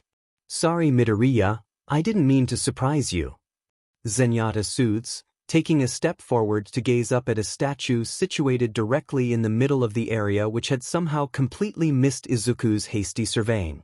It looks like Zenyatta, or at least they shared some of the traits he notes as he studies the gray stone. Must be another Omnic then. The impressive monument is carved so that it's sitting in a relaxed position, arms resting on their legs with flowers and small offerings nestled around the base. But what made the statue interesting was the fact that it was broken. Or had been at least. It looked like someone had repaired it, but the cracked lines were filled with a soft, golden glow. Izuku couldn't help but to be reminded of Kintsugi as he stares up at the figure. "This is one of my homes. It's a temple in India, dedicated to followers of the iris, where my brothers and sisters currently reside," he explains at Izuku's questioning glance. "Okay, but how are we here?" Izuku asks, still eyeing the area suspiciously. "It's just a memory I thought I should show you." Zenyatta walks forward, finally looking back at Izuku. "Most of the time I would meditate here while I was still learning about the true nature of the iris. It was my home for many years, and I cherish it deeply. I thought it would be nice to share it with you." Izuku's eyes widened. Oh, really?" he stammers, suddenly feeling very out of place. "I'm honored, but why didn't need to dash?" "Correct, The Omnix smoothly cuts in, hints of laughter in his voice, but I wanted to anyway. Besides, we need some variety. I was getting quite tired of meeting in the same field for so long. Izuku nods slowly. So, shall I show you around? Zenyatta offers, gesturing toward the grand-looking buildings in the distance. Izuku hesitates. On one hand, Zenyatta said that he didn't mind. In fact, he was the one who offered it to him after all. But still, he's already done so much in helping Izuku learn about the iris. Does he really want to bother him even more, even if it was Zenyatta's idea in the first place? As long as I'm not bothering anyone. Izuku eventually relents, his curiosity getting the better of him. Zenyatta waves him off. It's fine. Remember, this is my memory of the temple, so it's not like we will have anyone to bother after all. No one's here except you and me. And with that, Zenyatta led him into the monastery. Pushing open a set of wooden doors, each engraved with their own sets of markings, the two make their way inside. Immediately Izuku is grateful that Zenyatta offered to show him this because it's beautiful. A blend of traditional and high-tech architecture spans the properties, and it somehow meshes together in a way that feels inviting, despite the almost sacred aura each room gives off. Some have mats covering the floor, unidentifiable equipment lining the walls. Others are simply small rooms, a bed and dresser at the most in each. There is a massive kitchen, which Zenyatta explains is because they cook for local food kitchens as well as all the members of the monastery. Izuku takes in everything with wide eyes, mouth slack-jawed as he commits as much of it to memory as possible. Zenyatta seems to either like talking about his home, or gets caught up with reminiscing about the past because it seems that every room has a story. Izuku finds he doesn't care, because either way he's learning more about his teacher, which is fine by him. They had to pause the tour once because Izuku was laughing so hard from a story about how there ended up being 18 cats in the building because Zenyatta kept smuggling them inside. Their impromptu tour is over far too quickly, and then they are back in the courtyard where they arrived, Izuku wondering where the time went. Now that that's finished, Zenyatta starts, turning to face Izuku, I would like to teach you something. Izuku instantly perks up, shoulders squaring and eyes wide, excitement stirring in his veins. In the almost 2 years he had known the Omnic, Zenyatta hadn't done much other than explain to him how to deepen his connection to the iris. Admittedly, it did strengthen his quirk, since the orb of light he summoned went from being the size of a bouncy ball to a little bigger than a baseball. He hasn't gotten the chance to see if it makes his healing any faster though. His mother wasn't injured enough to really test it. And no one at school will let him get that close. So the prospect of something different makes an almost good feeling of anticipation rise inside him. Why yes, he says, hoping his excitement was showing too clearly. The little laugh Zenyatta lets out afterwards means he was probably unsuccessful in that regard. Awareness is an important aspect of the iris. Zenyatta holds his hand out in front of him, calling for swirls of golden energy that coalesce into a familiar sphere, floating just above the Omnic's palm and casting a faint glow onto the two. Not just for healing, however. My role as a monk has me travel extensively, and unfortunately there are those who oppose my message of unity. Izuku winces. The Omnic hasn't said much to him about that part of his life, but does know that Zenyatta lost a dear friend in their crusade. Of course, there are ways to fight. Zenyatta's words hang for a moment, almost as if he is lost in thought. Izuku wonders what fight entails, but Zenyatta then continues. But if you have the means to, it is far easier to avoid conflict than to always be forced to come to arms. The glowing light in Zenyatta's hand suddenly destabilizes, wisps of the golden energy twining up the Omnic's arms before sinking into his chest, the panel there lighting up for a moment. That is what I'm going to teach you today. Zenyatta clasps his hands together, small hints of excitement visible in his body language. You can use the iris to expand your awareness and sense other beings' own iris energy. It's very useful for surveillance and evasion. Izuku's mouth drops open in shock. Really? He squeaks, his mind racing at the possibilities. That's like having an extra sense. It would be so useful in rescue operations, finding survivors and directing where the heroes need to look. He could use it to prevent sneak attacks, It would be so useful in villain raids, since it was statistically more likely for the villains to resort to sneaking out and running away when caught off guard. And at night, it's almost perfect for low-light situations, or smoke bombs or flash grenades. Oh, the possibilities are endless. Midoriya. Zenyatta interrupts gently, and Izuku shuts his mouth with an audible click, cutting off his mumbling. Sorry. He apologizes, but Zenyatta shakes his head in amusement. No, you're fine. Besides, it seems you already have a pretty good idea on what to do with it. He reassures, muffling small, robotic-sounding laughs. Here, sit down, this may take a while. Zenyatta instructs, first, you need to focus on feeling the iris. Izuku is nearly vibrating with excitement as he prepares to try out the new technique, his stomach churning with a mix of anticipation and nerves as Zenyatta's instructions bounce around in his head. He forces himself to breathe. If he wants to learn anything from this, he needs to do it right. First, Izuku gets a fresh notebook page open, flipping on his bedside lamp and writing a new section for this part of his quirk. Sectioning off an area where he can write about the result of this experiment, he sets it beside him and lays back on his bed, running through the steps in his mind. At first, nothing happens. He keeps the majority of his energy inside him, letting his quirk only pull out a minuscule amount, not even visible in the light. Then, he extends that, letting it reach out as far as it will go in a circle around him, keeping in mind Zenyatta's advice. Think of it as a drop of water in a still lake, and he's watching the waves that flow from it. Anything that causes the perfect ripple to be broken should be able to be noticed by the way his energy is disrupted. He feels nothing for a moment. Then, his consciousness bumps into something, the touch feather light. His head snaps up in excitement, his senses immediately honing in on the feeling. It feels like when he heals while touching someone, his awareness going through the person's whole body. Izuku was able to practice that ability only a few times on Inko, considering her orders of secrecy, but it was hard to forget something so unique. He can feel the iris in Inko, the way it swirls around in a way that's unique to her. But this time, it's much more faint, and more importantly, he's in another room, out of eyesight, in no way touching her. And he can sense his mom through the wall. To make sure it isn't a fluke or some hallucination, he pauses, letting the iris rush back to him and repeats the process. It's a pleasant surprise when he is met with the same results. Izuku opens his eyes, a massive grin on his face. Lunging for his notebook, he immediately scribbles down the results in a new column, then commits said notes to memory. He can't wait to tell Zenyatta. Perhaps he got a little overeager, Izuku realizes as he wearily gets up the next day, a pounding headache making itself known as soon as he opens his eyes.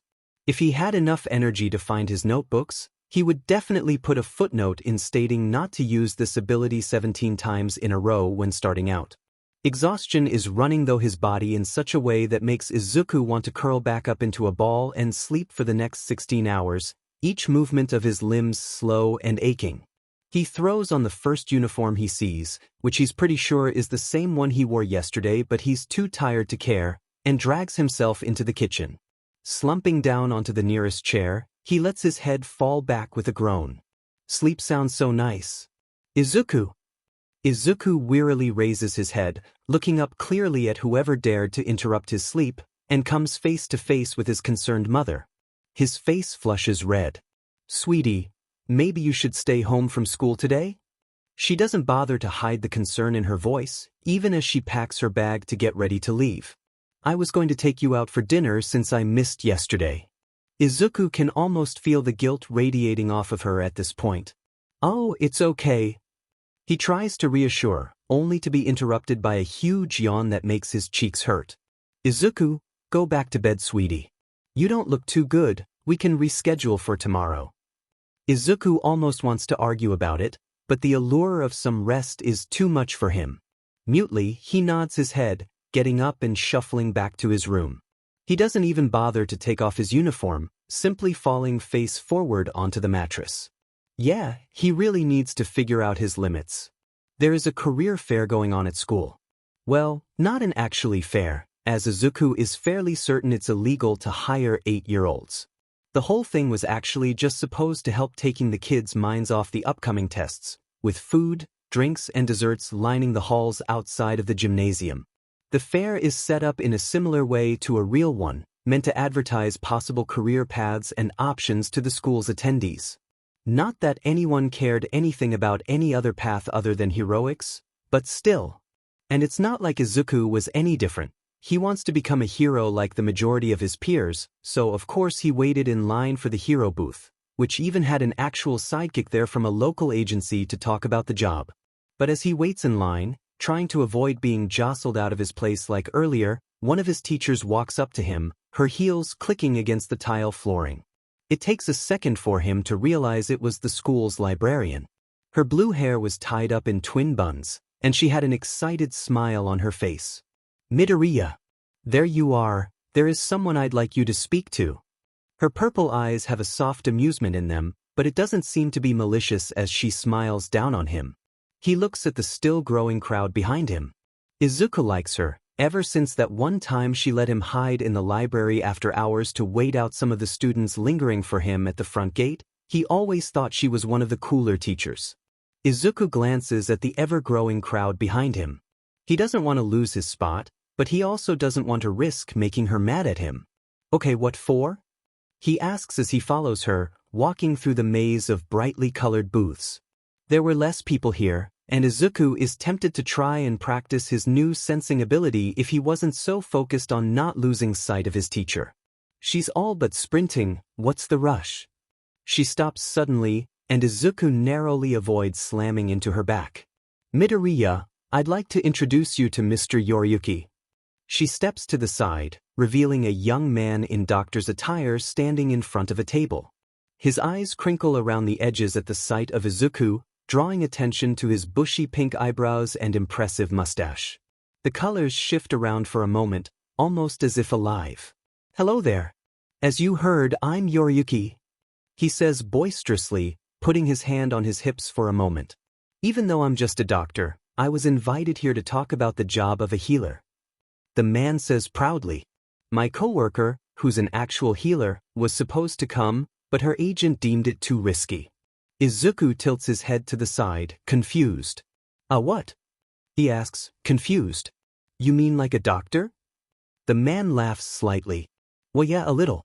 But a healer has different responsibilities and privileges than an ordinary doctor. The main difference is that someone with a healer license is able to use their quirk on patients, while a doctor is not. Izuku's eyes widened. Wait, really? He hasn't really thought much about there being any job differences between healer and doctor, merely mistaking the two as different names for the same job. Why is that? Well, the majority of the time someone with a quirk that isn't useful in a medical setting, like setting things on fire or the like, will go down the doctor route, since that doesn't require any quirk usage. But for those with healing quirks, or quirks that can be used in a way that can help patients, that's where the healing career path comes in. Izuku doesn't want to say he's interested. He really doesn't. He's been wanting to be a hero since he first knew how to say the word. Even if some people didn't think his quirk would work for heroics, he knew he could prove them wrong. Being a hero would let him help countless people, and save those who need it most, those who need a light to reach them in their darkest hour. But maybe it wouldn't hurt. To learn more about being a healer? See, can you tell me more? He asks hesitantly, eyes shifting between the man and his librarian. She seems overjoyed by his interest, and gives the man a little shove forward. Fill him in, Yoriyuki. Mr. Midoriya here has a minor healing quirk. The man's brown eyes widen. Wait, seriously? He looks at Izuku with a new light, a wide smile on his face. That's perfect for a healer, Midoriya. He suddenly takes Izuku by the hand, causing the green-haired boy to almost faceplant in surprise, before spinning him around and pushing him lightly into a chair, immediately going around the table to sit on the other side. If you're interested in the healer career, it's important to get started on it as early as possible. One of the first steps you can take is through volunteer activities at local hospitals. Yoriyuki shoved a thick stack of pamphlets into Izuku's arms, not even waiting for him to recover before continuing. This gives you neat experience in the going-on of the workplace, but in the situation of a healer it is also useful to get disaster relief training, but you can focus more on that when you're older. Izuku stared down at his already full hand in surprise. He didn't expect the man to be that enthusiastic about it. Then you're going to need some first aid training and find a healer program to enroll into. They aren't too competitive considering how rare healing quirks are, so you'll be a shoo-in. After that, you'll work towards what's essentially a minor medical degree, but less intensive so you can get to work faster. Besides, most of the time the person's quirk supplements where they don't have any experience in, and the majority of healers are a part of a team of doctors and nurses as well. Yoriyuki smiles widely. Also, almost every healer program offers some form of protection when you get enrolled. I've heard the top ones at major hospitals even offer hero escorts depending on your quirk strength, free of charge. A hero escort? That sounds amazing. Izuku realizes his mother would love this, especially since she's always been more hesitant about Izuku's aspirations to become a hero. Not to his face, she's way too nice to do that, but Izuku's noticed the lack of enthusiasm about the topic when he brings it up to her. A healer? Maybe this could work? He would be saving people after all, just not in the way he intended. After all, emergency responders and doctors were called heroes in the time before quirks. With the iris, there is no telling how many people he could help, especially if he were to work somewhere like the emergency room. He thinks back to the cat, and how he might have been the only one who could have rescued it from the brink of death. How many people would he have the potential to save just like that? When all hope was lost, he feels the iris flowing within him as he thinks, almost as if reacting to his internal turmoil, but Mr. Yoriyuki hasn't stopped talking, so he pushes it aside for now, focusing instead on the man's words. He wishes he brought his notebook. Izuku walks out of the gymnasium in a daze. He ended up talking to Yoriyuki for 2 hours, missing the psychic's presentation entirely. He would feel sad about it if he wasn't so focused on his current dilemma. He purposefully walks home slightly slower than normal, hoping the silence will help clear his mind. Hero or healer? Which does he pick? Both let him save people in their own ways. Either way, he would be doing what he wants to do, right? Help people who need it most, who have lost their hope. And the healer path almost seems like a godsend, formal training, protection and experience all starting in his early high school years? And without the worry that comes with a villain attack? How can he say no? With his quirk, is there truly any other choice? But the thought of becoming a healer makes his stomach do an uncomfortable flop, almost as if his body is warning him against the decision. Izuku frowns. Something about becoming a healer just feels wrong. Or maybe that's the wrong word for it. More like incomplete. Don't get him wrong, he understands that either way, healer or hero, would be accomplishing his dream, but the thought of only becoming a healer just doesn't seem to fit him. Izuku wants to do more than be ready to save the lives of those injured and dying. He wants to prevent that from happening in the first place. So, that would mean being a hero, right? He pauses for a moment, eyes scanning the road before him for any cars, then quickly crossing. A quick glance at his watch reveals he needs to be home in 5 minutes, so. The thought of becoming a hero doesn't sit right anymore either, and Izuku has to resist the urge to shake his head in frustration. Why does the dream he's had for so long suddenly feel so wrong? As soon as he arrives home, Izuku pushes his thoughts aside. Helping his mother prepare dinner distracts him from the internal dilemma, and it's only after he's finished with his homework and laying in bed do the thoughts resurface. Hero or healer? The questions bounce around in his skull for what seems like hours, until Izuku finally sits up in frustration. Ugh, why can't he decide? Crossing his legs, he leans back against the wall and shuts his eyes, running through the steps to start meditating.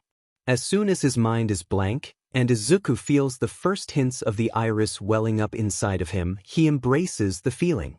The now familiar falling sensation overtakes him, and when Izuku opens his eyes, he is greeted with the iris, the landscape melting and reforming around him until he is standing in the middle of the Zenyatta's monastery, their new favorite meeting point. Zenyatta? He calls out, immediately setting out across the empty courtyard to head inside the main building. Before, he might have felt nervous about venturing in by himself, but it's slowly built to a point that any reservations about wandering the monastery were gone. his worry of overstepping his welcome almost completely gone now. Sometimes the monk wasn't even there when he meditated, which raised the question as to how the monastery was still there, but the familiar environment now helped him to focus on the iris. Basically home away from home for Izuku, except portable. And only in his head. But, Izuku's not about to stress himself on the details. Zenyatta? Zen, oh hello.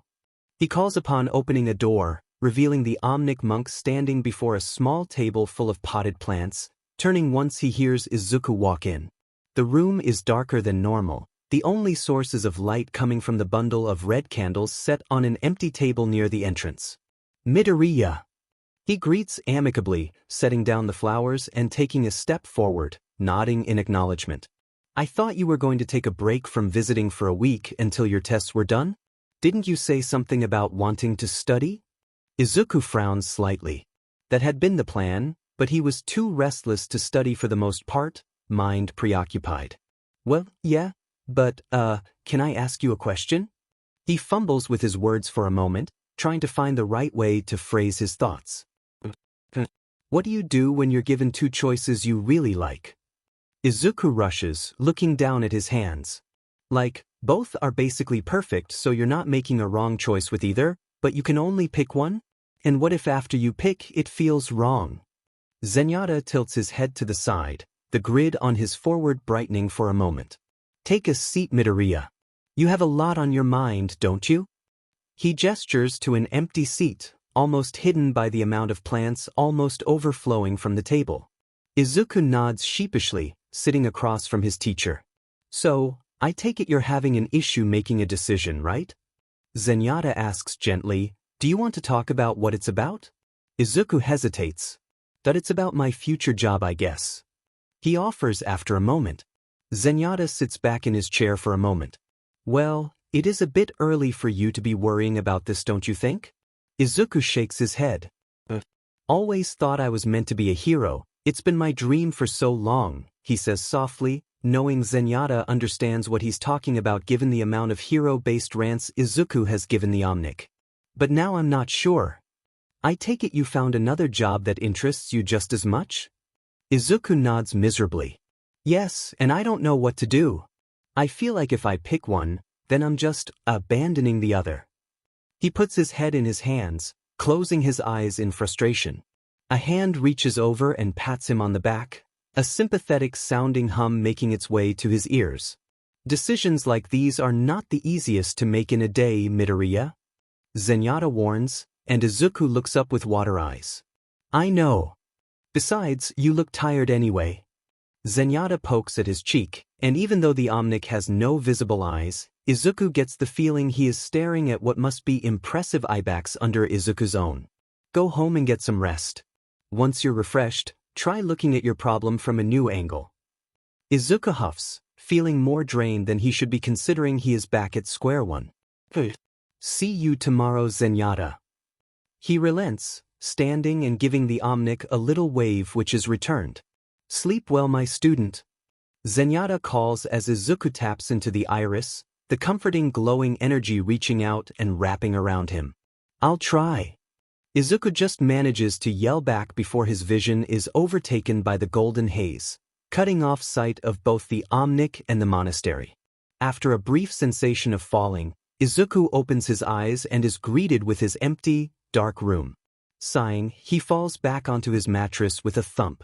The iris flows in him tonight, even more active than usual as it shifts and swirls inside him, just under the skin. Izuku calls it out without hesitation, the glowing orb lighting up the room in a way done hundreds of times before. He stares at the energy, eyes half-lidded. Hero or healer? Why does he have to pick? He shifts to his side, staring out blankly across his desk. In the faint light, he's barely able to make out the new figurine of Present Mike he had gotten for his birthday, the voice hero situated right beside his notebooks. Out of nowhere, a thought pops into his head. Present Mike has two jobs. He sits up, eyes still trained on the small mic. Two jobs. Who does he have to pick? After all, there's nothing stopping him from doing both, right? Plenty of heroes have other jobs. After all, every single teacher at UA is a testament to this. In fact, if you count the radio show, doesn't Present Mike technically have 3? If so many other heroes could do it, then so could Izuku. He can be both hero and healer. He smiles, calling away the light of the iris and rolling onto his back once more, pulling his blankets up around him. Never has a thought felt so right. The next day, when Izuku and the rest of his classmates are asked to write about their experience with the career fair, Izuku knows exactly what he's going to say.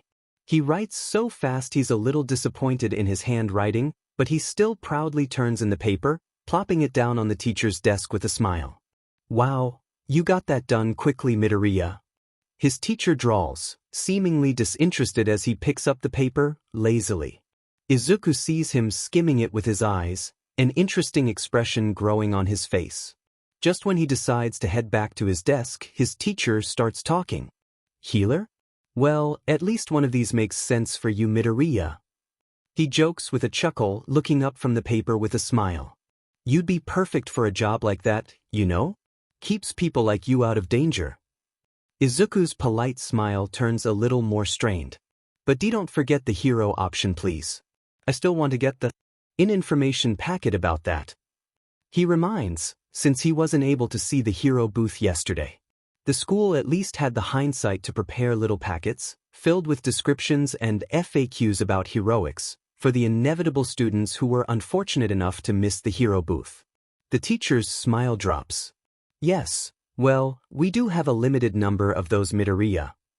Izuku nods slowly, turning back and going to his seat. He doesn't end up getting the packet. It's not that big of a deal, and he does get a whole new folder filled with healer information and opportunities, which Izuku thinks is probably for the best right now. After all, Izuku's been a hero nerd for so long, he knows that the packet probably isn't going to give him any new knowledge on the job that he can't find while looking on the internet. And he just discovered what a healer was the other day, so it makes sense to give him more information about something he knows little about. They probably knew that, and that's why they didn't give him a hero packet. At least, that's what he tells himself when he watches the rest of his class tear eagerly into their own packets, reading about the heroes' stories with star-struck eyes. Yeah, it's for the best. Izuku stares angrily at the bright red marks marring his arm, tears welling in his eyes. He pinches the area around them, frowning as blood sluggishly wells up in the center of each cut, still not clotting over yet. But why are some of the other kids so mean? 2 of his classmates had cornered the now 9-year-old after school, and decided to, in their words, give him a preview of what would happen to him once he gets caught by the heroes for helping the villains. By beating him in an alley. Izuku's not even sure why they kept insisting on that stupid rumor. He never helped the villains, but despite his pleading and begging they never listened. They were just so stubborn. But that doesn't matter now. After they had finally left, he had pulled himself off the ground, wincing at the pain radiating off of him. Everything felt sore, and he grit his teeth so as to not cry out as he slid his jacket on, covering the bruise while he began to walk home. His mother doesn't question the jacket anymore. Izuku naturally runs colder than most thanks to his quirk sapping his heat after he uses it, so it's easy to make an excuse that his mom believes. It will be easy to cover the bruises until they fade. But that doesn't cover the 2 long, angry cuts decorating his upper arm like demented war paint. He sighs, face pinched as he looks over his small pile of first aid material he managed to grab. He can't keep stealing from the first aid kit if he wants it to still have supplies when he really needs it. He's already run out of band-aids that could be big enough to cover these scratches, which means he'll have to turn to the gauze. However, he's not the best at wrapping it without it becoming bulky, and he doesn't want to risk it bulging through his jacket. Normally they don't leave such permanent marks when they get physical. Too big of a risk if he had to guess. Izuku can't have it bleeding through onto his jacket, though, so he's just going to have to SCK it up and use the gauze. After 5 minutes of clumsily wrapping, another thing he can't help since he is having to do this with his non-dominant hand, he secures it in place, only half certain that it won't unwrap while he sleeps. Then he slips on a long-sleeve shirt, barely pausing to check to see if it covers everything properly before moving on. Now, he's good to start meditating. Instead of going into his usual cross-sitting position, he opts to instead lay on his back, to soar for anything else. The iris's warmth surrounds him, taking the edge off the pain until it finally overwhelms everything for a moment. He opens his eyes to the monastery, quickly running inside. He's lucky his pain doesn't carry over to the iris, or that would make running much more difficult. Zenyatta! He calls out cheerfully, after dashing through the halls and making his way to their favorite training room. He throws open the door, revealing the Omnic exactly where he thought he would be. Sorry I was late, I got a little preoccupied. He admits, rubbing the back of his head sheepishly and looking down for a moment. Greetings, Midoriya? Zenyatta's voice has taken a strange tone, but Izuku thinks nothing of it until Zenyatta gets up suddenly, at his side in an instant and his hands on Izuku's shoulder. Izuku startles at the sudden contact, and the fact that Zenyatta is directly in his face, head tilted down as he looks over Izuku. My student, what happened? The alarm is clear in Zenyatta's voice, and the Omnic gently wraps a hand around Izuku's own, lifting it slightly and angling it into the light. Izuku cringes, confusion immediately growing inside him as his eyes widen, trained immediately on what is causing Zenyatta's panic. He didn't put on the right shirt. Oh no. Why now? Normally when it's this bad, Izuku puts on his favorite long-sleeve shirt before he goes to sleep. That way if his mom walks in to wake him up in the morning she won't see anything. It also doubles as a way to hide it from Zenyatta, since he always appears wearing what he has on in the real world while in the iris. But in his haste to see Zenyatta, he realizes the shirt he put on was not what he had originally thought. Instead, the sleeves barely manage to go past his elbows, leaving a dark ring of bruises on full display. I just dash, he stammers, tears starting to slip silently down his face as he plasters on a fake smile. It's okay, Midoriya. Zenyatta interrupts quietly, leading him over to a wooden chair and gently pushing him into it. Can you tell me what happened? He repeats. Zenyatta tugs his sleeve up a little more, finally coming across the sloppy mess of bandages wrapped around his arm. He freezes. Midoriya? Izuku's eyes are glued to the ground, unwilling to meet Zenyatta's gaze. He feels locked in place. Shame courses through him, but he can't figure out why. Or is it fear? His emotions feel like a confusing blur right now, indistinguishable from each other. Midoriya wa dash. Izuku's face twists. I'm sorry. He wails, tears falling in an unstoppable onslaught. He's shaking now, every gasp of air coming too quickly, but it's still not enough. He's getting dizzy. A pair of metal hands take his in their own, the coolness of each a stark contrast to his almost feverish warmth. Zenyatta's talking to him again, but he can't make out the words. Midoriya. Midori. Izuku, can you breathe? He finally hears after what feels like forever. He nods, looking up wearily. Zenyatta is seated in front of him, his grid a dim blue that flashes every few seconds. He's half hunched forward, as if he wants to get closer but is stopping himself. Okay, just give yourself a few minutes. It's okay, just relax. Izuku agrees with that idea, eyes shutting for a few minutes, shaking his head from side to side slightly to try and collect his thoughts. They are both silent for a moment. My student, would you like to tell me about all of this? The concern is ill-hidden in Zenyatta's tone, and Izuku esikes in a breath. I won't make you, but I don't want you to go though whatever it is alone. Izuku opens his mouth, but he can't make any words fall out of his mouth. What does he want to say? He's fine? He certainly doesn't feel fine. He feels tired in a way that probably isn't normal for an 8-year-old, and now that his secret is out in the open, he's frustrated. Izuku just wants to talk. So he does. Once he does, he can't stop. He spills all that the other kids at school have done, why they won't talk to him at best or leave him hurting and bruised on days like today. Why he doesn't tell the teachers because they don't do anything. Why he just wants to be their friend again, but why can't they see that? He's not a villain, why don't they believe him? Izuku does leave some things out though. He can't bring himself to say how Kaken said he can't be a hero. Something about that conversation makes him scared. What if he voices his concerns, and they tell him that Kaken is right? That he can't be a hero? He doesn't think Zenyatta would say that, at least not to his face, but better safe than sorry. Zenyatta is silent throughout Izuku's whole rant. He rubs small circles into the back of Izuku's hands, hopefully a show of support because Izuku doesn't know what he's going to do if Zenyatta doesn't believe him. He has to. After Izuku is finally done, breathless and red-faced because he was starting to get angry there at the end, Zenyatta looks down. Midoriya, I'm so sorry my student. Izuku holds his breath, waiting and watching with wide eyes for any rejection. I should have noticed something earlier. I'm sorry you had to go through this alone. He felt like he could pass out from relief.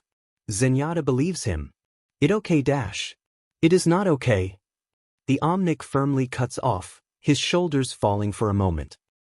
I wish there is more I could have done to help you Midoriya. Their behavior is unacceptable, understood? He nods hesitantly, which seems to satisfy Zenyatta for a moment. Have you told your mom about this? Izuku blanches, then slowly shakes his head. Zenyatta drags a hand across his face for a moment, a move that is so unlike the Omnic that it looks out of place. Midoriya, I need you to tell her. Izuku almost jumps out of his seat, eyes widening and mouth open in protest, but Zenyatta raises a hand, effectively cutting him off. I can't do anything for you here Midoriya. The iris may connect us, but we are still worlds apart. Please, for me, tell your mother. Zenyatta's glowing grid dims, so much it almost looks as if the lights had turned off. She can do what I cannot, and get you some real help. The sadness is clear in Zenyatta's voice, and Izuku finds any protests he had fading away, unwilling to cause any more distress to his teacher. Okay. Izuku wetly chokes out. Zenyatta suddenly pulls him forward, pressing the boy against his chest as he wraps him in a hug.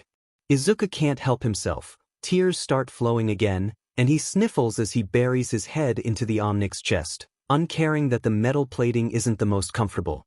He cries silently this time, clutching his teacher with an almost desperate strength. For the first time in years, Izuku finally feels free of something that's been weighing him down for far too long. He hadn't even realized how much hiding it hurt him until he suddenly wasn't hiding it anymore, finally being open with someone who actually believes him.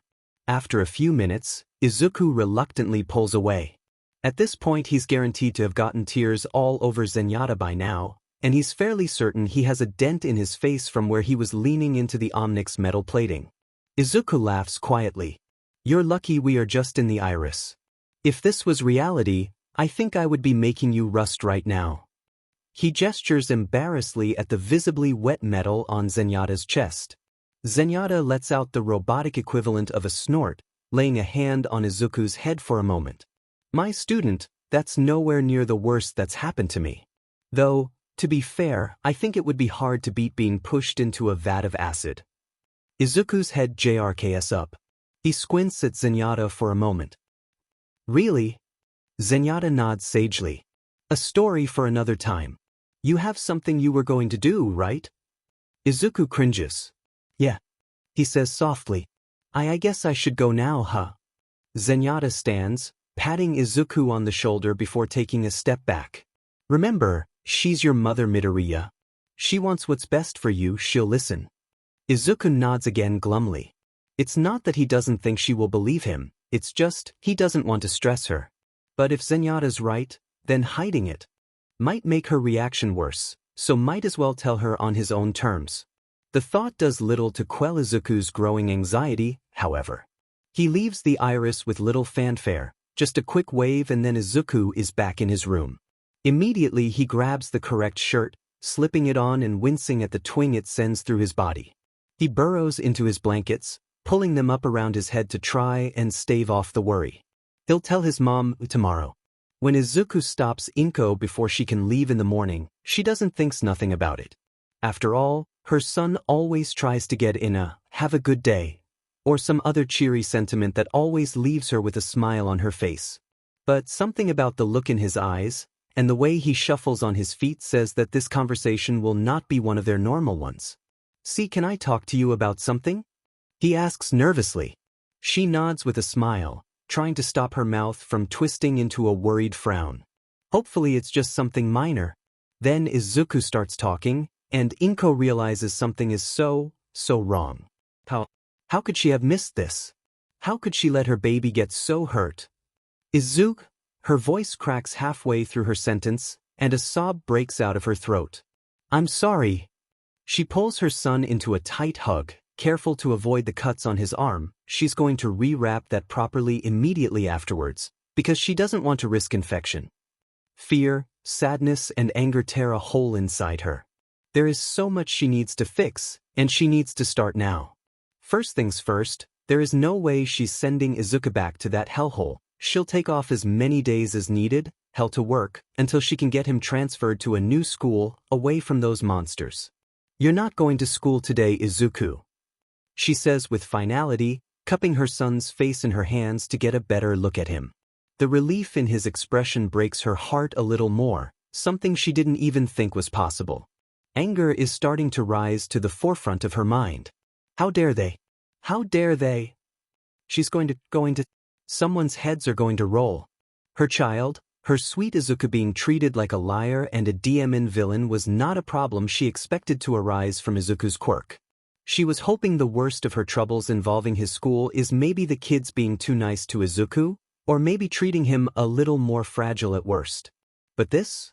All because the teachers seem to be too incompetent to watch a handful of children. Well, that ends today. As soon as Inko makes sure that Izuku is tucked into bed after their emotionally draining conversation, she's on her phone in a heartbeat. One cut phone call with a now traumatized receptionist ensures she had a meeting with the school's principal later in the afternoon.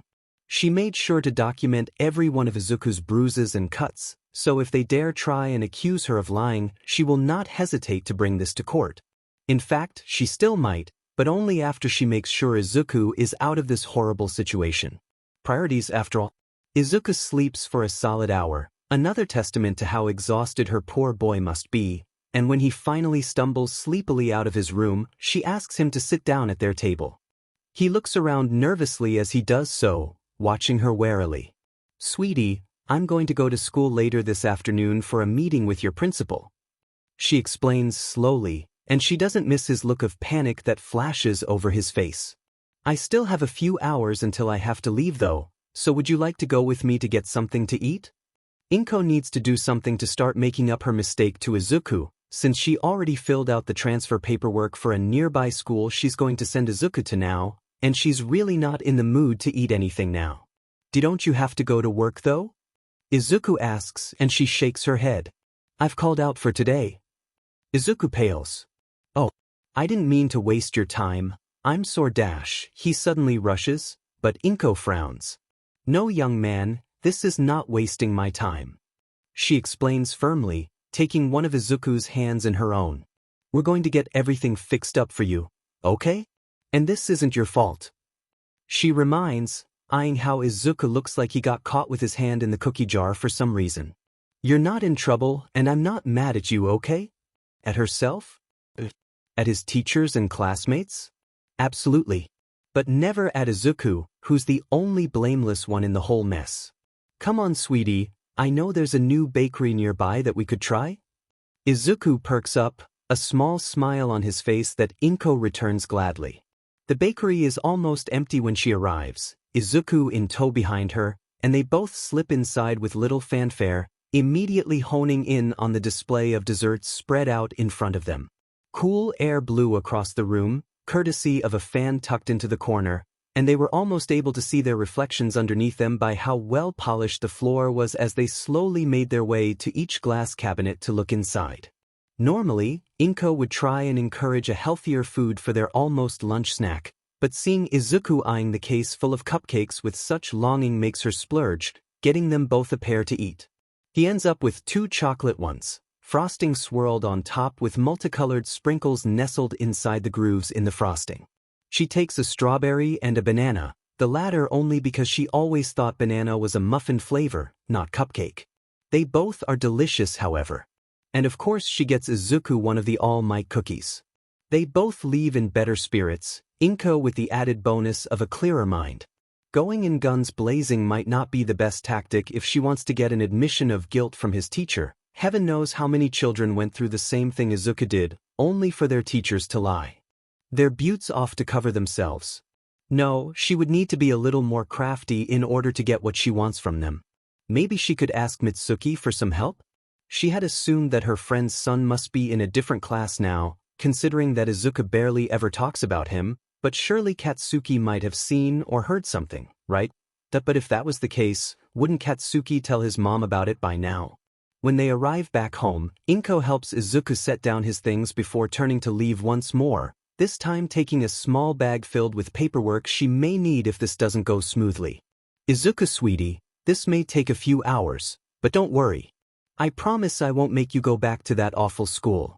Inko says softly, pulling Izuku forwards to part his fluffy, soft hair and press a kiss against his forehead. Instantly Izuku wraps his arms around her, squeezing her in a hug that almost seems desperate, her own arms dropping down to return it. I'll be back soon, okay?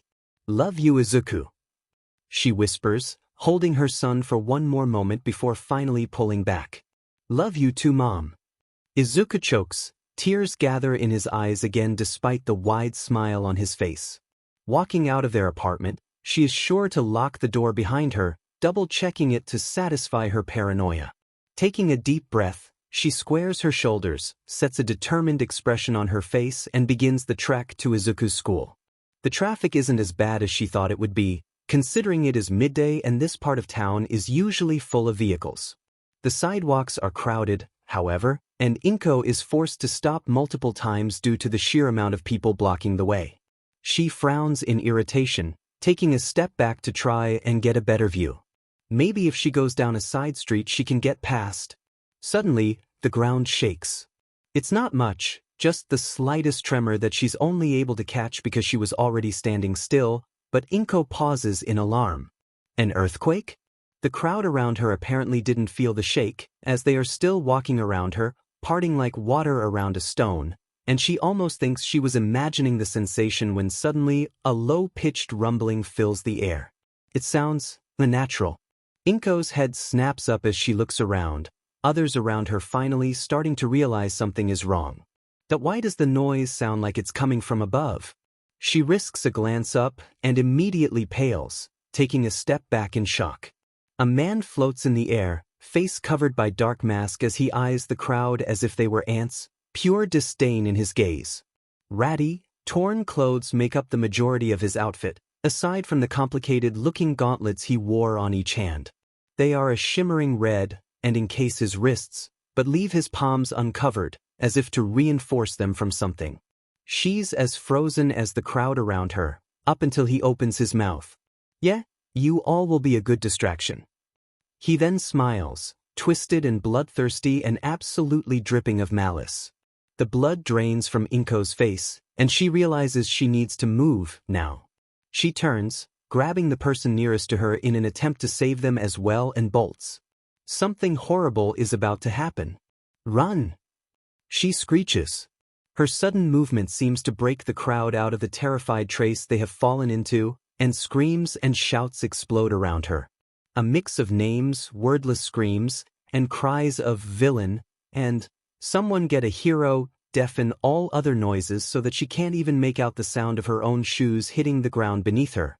If she had been facing the villain, she would have seen the moment he drops from the sky. Hands outstretched beside him, he almost looks graceful before he slams into the ground, open palms slapping the ground. And then the world around her explodes. Inko thought dying would be a more profound experience. The end of life, the last moments a human consciousness will spend on the earth, always had a sense of macabre interest and mystery surrounding it, especially when she thought about her own inevitable death. Maybe, if Inko got lucky, she wishes that she would die of old age, surrounded by her loved ones. Hopefully she could watch Izuku grow into the amazing person she knows he is going to be, and create a family of his own. But as for the moment of death itself, would time slow down? Flash before her eyes like so many others have told her about before? A light at the end of the tunnel? Maybe the biblical angels would appear to take her away, or perhaps her ancestors would come to welcome her into the afterlife. Or would she simply drift away, as if nodding off to sleep as darkness overtakes her sight? So she always approached death with a vague idea of what would happen. None of those things are occurring, however. But that doesn't change the fact that she's dying. As she lays there, broken and bloody among the rubble of a villain attack, Inko realizes that none of her wishes will come true. Her eyes stare blankly at the blue sky above her, her vision growing hazy around the edges. All of this destruction around her, the police and heroes will later find out, was to occupy the hero's time so that the villain's friends could rob a bank. Armed with unstable and experimental enhancing technology, he destroys an entire block, razed to the ground from the initial shockwave. In the end, however, his friends weren't even able to make it to the bank, getting caught before they could even enter the premises. Her death is truly for nothing, as not even the villain got what he needed out of it. A wet feeling trickles down her face, but she doesn't even have the strength to even attempt to wipe at it, unable to see if it's tears or blood as more thoughts float forward in her cloudy mind. She'll never get to see Izuku grow old. The rebar sticking out of her chest ensures that no visions appear, no heavenly song or ancient beings coming to comfort her in her final moments. The only noise that manages to reach her ears are her own wet, pained gasps and the distant sirens slowly approaching. Her final thoughts fall on a now broken promise. Izuku is going to be sent back to that school, won't he? She failed. Her last gasp manages to choke out the name of her son, and then her eyes slip shut. Inko Midoriya dies alone. Izuku is worried. For one, his mom is taking way too long in her meeting with him principal. He was hoping that she would be back in maybe 2 to 3 hours, but the sun is already setting now, and he sees no sign of her. And to make matters worse, the iris is restless. It swirls inside him, shifting and spinning in a way that is distracting as he sits and watches TV, waiting. It's not outright communicating with him, no words or foreign feelings appearing in his mind like it did the few times he was in actual danger, but he can't help but be put on edge. It's almost as if the iris is giving him a warning, and he wrings his hands in worry more than once. He tries to distract himself. He looks through his hero notebooks, updating his entries when he catches any discrepancies or outdated information. When that's done, he alternates between sitting on the couch and completing his homework, which he guesses he doesn't need to do if he's never going to go back, but it's distracting so might as well, and reading on the computer, going through his favorite hero forums for anything new. At one point Izuku starts to get hungry enough that he can't ignore it any longer, so he goes through the refrigerator and microwaves the first leftover rice he finds, making sure to put his plate in the sink afterwards. Then back to TV.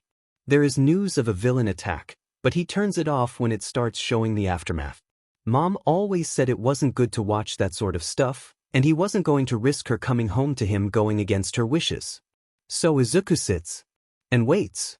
At one point he must have fallen asleep, exhaustion getting the better of him, because he's startled awake by a rapid knocking. His mom must be home. Green eyes blinking rapidly, he rushes to the door, but pauses just before opening it. Why would his mom need to knock? Did she lose her keys? As if to answer his question, a voice calls out behind the door. Izuku, if you're in there, can you open the door for me? Auntie Mitsuki? Izuku cracks the door, peeking out behind it so that just his head is visible. Mitsuki is there, looking back at him with a small smile that does nothing to hide her puffy, red eyes and pained expression. Izuku's eyes widen. It looks so out of place on her usual cheery or angry face that it instantly sets him on edge. Behind her are 2 somber-looking police officers, both doing their best to avoid eye contact with the 9-year-old, one staring intently at the floor while the other studied the wall as if it were an ancient manuscript. But there is no sign of his mom. "Hey, Auntie?" he asks shakily, pulling the door fully open but still clutching the handle with a white-knuckle grip. "Where's Mom?" Mitsuki burst into tears. "Izuku, come here," she says through her sobs, holding her hands out in front of her and dropping to a knee. I need to tell you something, but not here, okay? You're going back to my house for a while, just until she chokes suddenly, and one of the officers steps forward to pat her on the shoulder. Izuku's own eyes start watering as well. Something is wrong. He leaves in a daze, grabbing only his pillow, blanket and extra set of clothes before being bundled into the back of a police car, Mitsuki settling in beside him. He asks at one point if he's in trouble, since why else would he be in a police car, but she just shakes her head and says that they offered to take her to pick him up. When he arrives at her house, he hesitates for a moment. What if Kaken is angry at him for showing up unannounced? But when he steps inside, he sees no signs of Kaken or Masaru, the home empty except for him and Mitsuki. Still no sign of his mother. Izuku, sweetie, can you sit down for a minute? We need to talk. And it's there that Izuku learns there will never be another sign of Inko. Izuku stays at the Bakugus for a week while he waits for his father to come back from America. The absolute despair that he feels combined with the crushing feeling that seems to have taken permanent residence in his chest means he doesn't care who is coming for him. The only one that he wants is dead. The funeral is small, and they have it in the early morning, leaving the rest of the day for mourning. Izuku feels so hollow as he stares blankly at his mother's tombstone, tears running endlessly and silently down his face.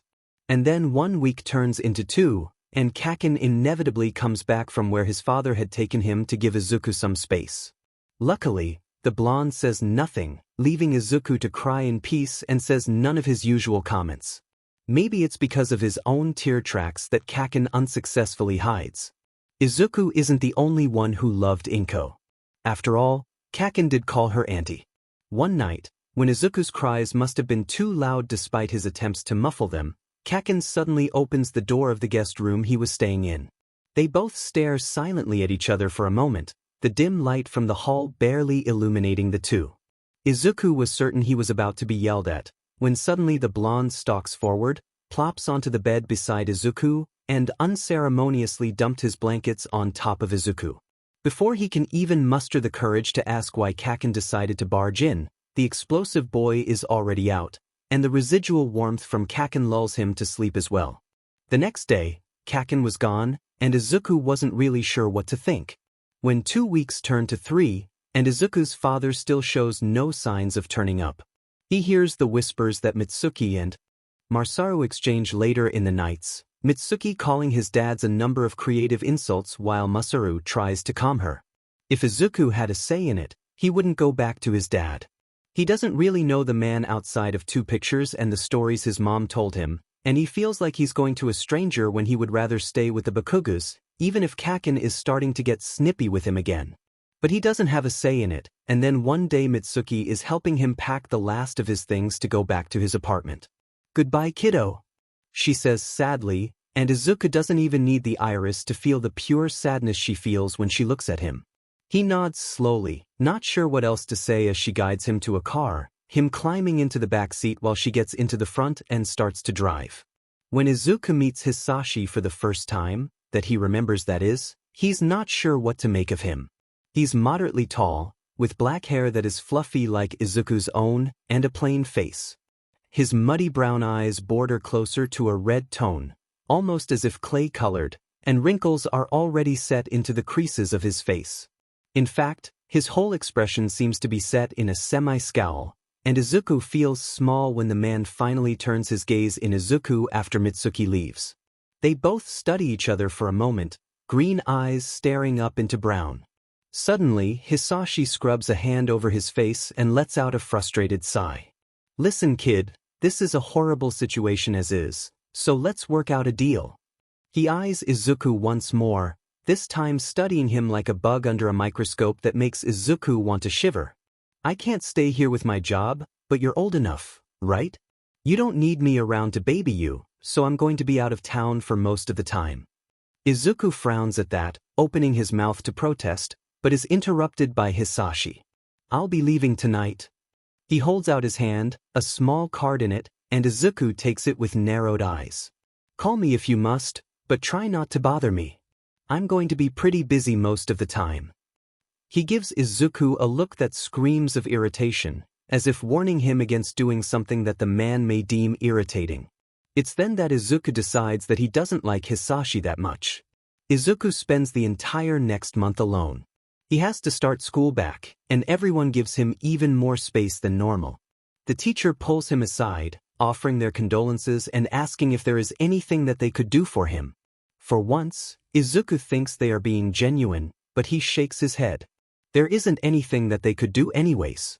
The school days go by in a blur, and then Izuku is faced with a new problem. He doesn't know how to wash his clothes. He had been cycling through his old pairs, but some were starting to noticeably smell. Also, someone dumped soy sauce on his extra uniform, so he was stuck using the same one every day. So after school on Friday, Izuku sits down, gets on the computer, and starts researching how to use a laundry machine. He's lucky that his apartment has a washer and dryer that came with it. All he has to do is figure out what to put in it, and for how long. Eventually he does it. His clothes are washed and dried, but as he's pulling them out of the dryer, the smell reminds him so much of his mom that he ends up crying all over his fresh shirts. Then he stands and methodically folds everything, placing it in its respective drawers, and pulls out a fresh notebook. He titles it Home Notes, because he's not sure what else to call it, and makes the first entry about how to do laundry. When it's time to finally go to sleep, he turns on the TV and sets the volume on low. It was too quiet without it. Hisashi said he would be coming by to check on him in a few weeks. Izuku should last until then, but then again, he's not good at judging how long food will take him. But he's little and doesn't eat much anyway, but he should be fine, right? He tries to remember things he used to see his mom doing around the house, little chores or tasks that made the area nice and neat. But it's hard because every time Izuku starts thinking too much about her, he starts crying. So he instead tries to push it aside, instead devoting himself completely to the task at hand.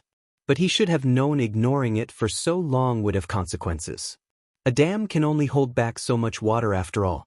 Midway through washing the dishes one night, something Izuku used to do with his mom almost every night, he is struck by a memory so sharp and vivid that he collapses on the table. He stares blankly down at the small cup cradled in his hands, still dirty with dishwater. A thought pops into his head unannounced. Inko had gotten it for him on his last birthday.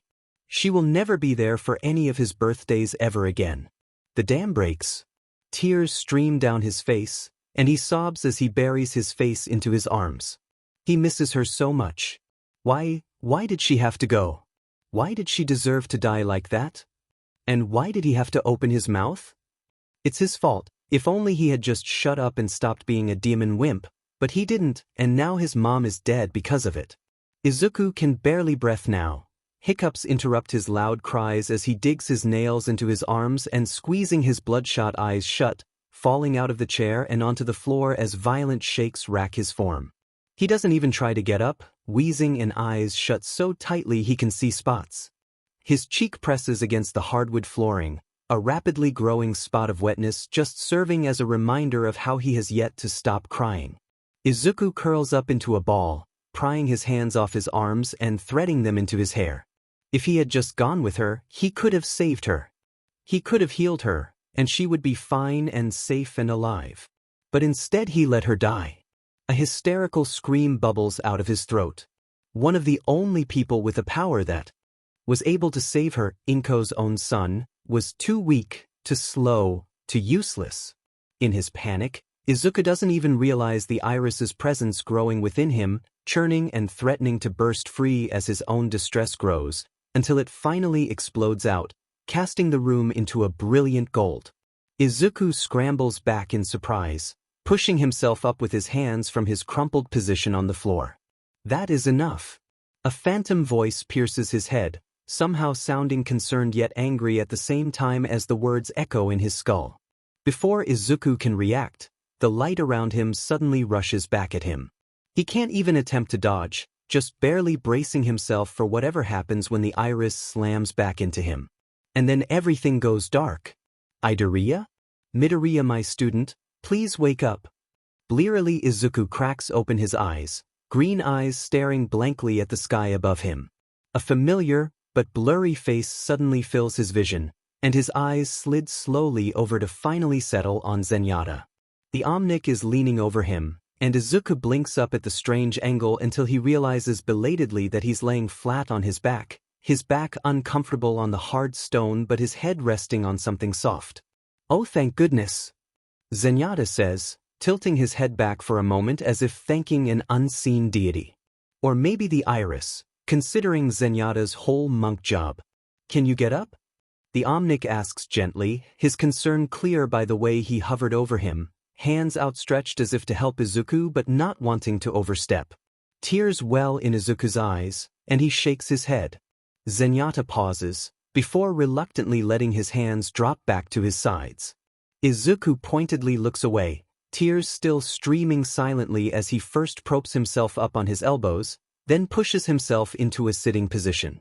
His eyes remain firmly trained on anything that wasn't Zenyatta, unable to bear the sight of his teacher's worry. He can't break down here again, because last time he was here was the day before his mother died. That was over 2 months ago. Izuku. Izuku's head finally snaps up at his given name, eyes widening slightly. Zenyatta grabs his shoulders, his grip tight and almost desperate as he searches Izuku's face, somehow seeming so desperate even without any visual cues.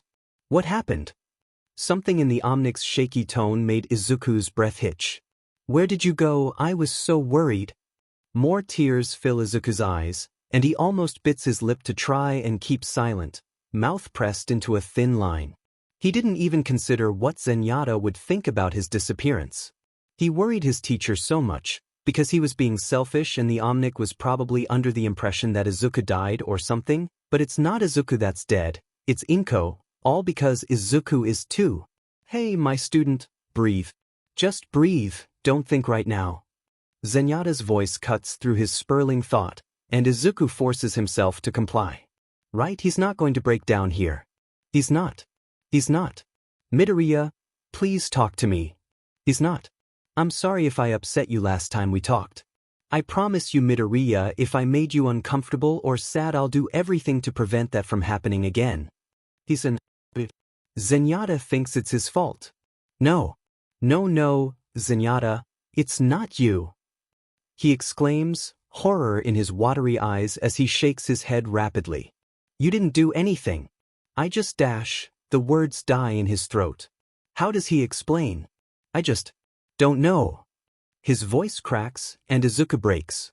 After a broken explanation filled with tears and a few pauses to catch Izuku's breath, Zenyatta ends up picking him up and carrying him, still sobbing, through the monetary and into one of the rooms with a bed, pulling a blanket up over him before running off to who knows where. The gesture almost makes him burst back into tears again, so similar to something his mom would do on a particularly bad day that Izuku is struck with another wave of longing and pain that makes him whimper. The iris seems more active again now that Izuku has finished with his breakdown, small orbs appearing and floating up around him. He tries to push them away at first, but they simply dodge his hands and remain glued to his side, and he eventually gives up. Besides, while the iris can't heal him, the small feeling of peace that the light gives works even on him as well, and Izuku can't deny the small comfort after feeling so awful. He lays there for who knows how long, until he falls asleep and wakes up to the cold, hard floor of his kitchen underneath him. A quick glance at the clock reveals it is 1:30 in the morning, and Izuku grimaces, already feeling the soreness from laying on the ground for so long. Izuku picks himself up and drags himself to his bed, collapsing on top, and for the first time in a month, goes to sleep without a single tear being shed. He was too tired to even try and cry at this point. At least it's a Friday night, so he doesn't have to worry about going to school the next morning. When he wakes up in the morning, feeling considerably more refreshed than the last few days, the first emotion that goes through his mind once he is awake enough to process it is embarrassment. He just cried on Zenyatta for at least an hour, and then he just left. No warning. How could he be so rude? Well, to be fair, he didn't leave the iris on purpose, because he did fall asleep, but what if he worried Zenyatta again? He needs to go clear things up right away. But first, as Izuku's rumbling stomach informs him, he needs to eat something. He eats the last of the cereal without any milk because he used it all 2 weeks ago, and once he feels steady enough to stand, he goes and sits on the couch, crossing his legs and getting ready to start meditating. Would Zenyatta even be there if he comes at a different time? Probably. The iris sweeps him away even faster than normal, as if happy to have him back again, and literally. Seconds later he is standing in front of Zenyatta. Well, at least he wouldn't have to go track the monk down this time. Zenyatta dash. Midoriya dash. They both start, then pause, waiting for the other to continue. After a few moments of awkwardly staring at each other, Zenyatta decides to break silence with a slight cough. Midoriya, I'm so sorry. Zenyatta bows low, grid flaring blue for a moment. I wish I could do more for you, my student, but please. He steps forward and places a hand on Izuku's shoulder. Don't ever be afraid to talk to me. I want to do my best to help you, okay? Izuku gulps before slowly nodding. He's not sure if he wants to do that though. After all, with what happened last time he opened his mouth. But Zenyatta sounds so serious and forlorn that Izuku resolves himself to at least try. Maybe. A new problem is that he has to go get all of his groceries by himself. When Hisashi came by, he had left before Izuku even woke up, leaving a neat stack of cash with a sticky note on top that read, "For food, all bills paid. Be back in a few weeks." At first, Izuku had been pretty disappointed, staring blankly at the note in the silent kitchen as he wondered what he was to do. But the more he thought about it, maybe this is a good opportunity for him. It could let him get out of the house for more than just school, since he hadn't had a reason to before. And it's not like he hasn't done it before, it's just he has to go grocery shopping for way more than anything Izuku's ever had to get before, and he's gotten more than one strange look for carting around a full shopping cart by himself. His shortness and baby fat still stubbornly clinging to his cheeks don't help his image, with many mistaking him for even younger than he is, but a quick lie of helping out around the house for his father always has any curious strangers turning the other way. And besides, it's not a complete lie. He is helping out around the house just for himself. At least Zenyatta has been a massive help so far. The Omnic eagerly answers all of Izuku's questions when he does come across something that he can't figure out from the internet. He even recommends a few recipes for Izuku, which was funny because it's not like Zenyatta can even eat, so why would he have favorite foods? When he asked, the Omnic merely laughed and made him memorize a butter tea recipe, which turned out to be delicious. However, Izuku had to find a fine line on what was okay to ask. Once, he asked if Zenyatta had any advice on how to budget, because while Hisashi did give him money, it was just that. More than once he had to rewrite his shopping list because he didn't have enough money. The Omnic had paused for a suspiciously long amount of time. Midoriya, doesn't your dad take care of that? Something in his tone made Izuku immediately panic, and he laughed it off, claiming it was for a school project. From then on he learns to keep some things to himself. No use worrying his teacher after all. If Zenyatta believes Hisashi is a little more active, well, it's for the better. It's a weird routine, but Izuku slowly becomes accustomed to it. It's not the worst, even though he knows other kids don't have to do this, but it could be worse after all. He's lucky Hisashi is bothering with taking care of him at all, even if he isn't as present as most parents. He could still be in America after all, leaving Izuku completely alone. And then one day he goes to meditate, and Zenyatta drops a bombshell on him. I'd like to introduce you to one of my friends. Izuku freezes mid-stretch, mouth dropping open and eyes widening. Zenyatta nods, continuing his own training stretches as if he said something completely ordinary. I've only been able to teach in regards to your connection with the iris. And Izuku wants to argue against that. Since Zenyatta has been way more helpful than just for training him to use the iris, hell, Zenyatta's has been the best teacher Izuku's ever had, but the monk continues on. So I've asked another student of mine to help me out with my shortcomings.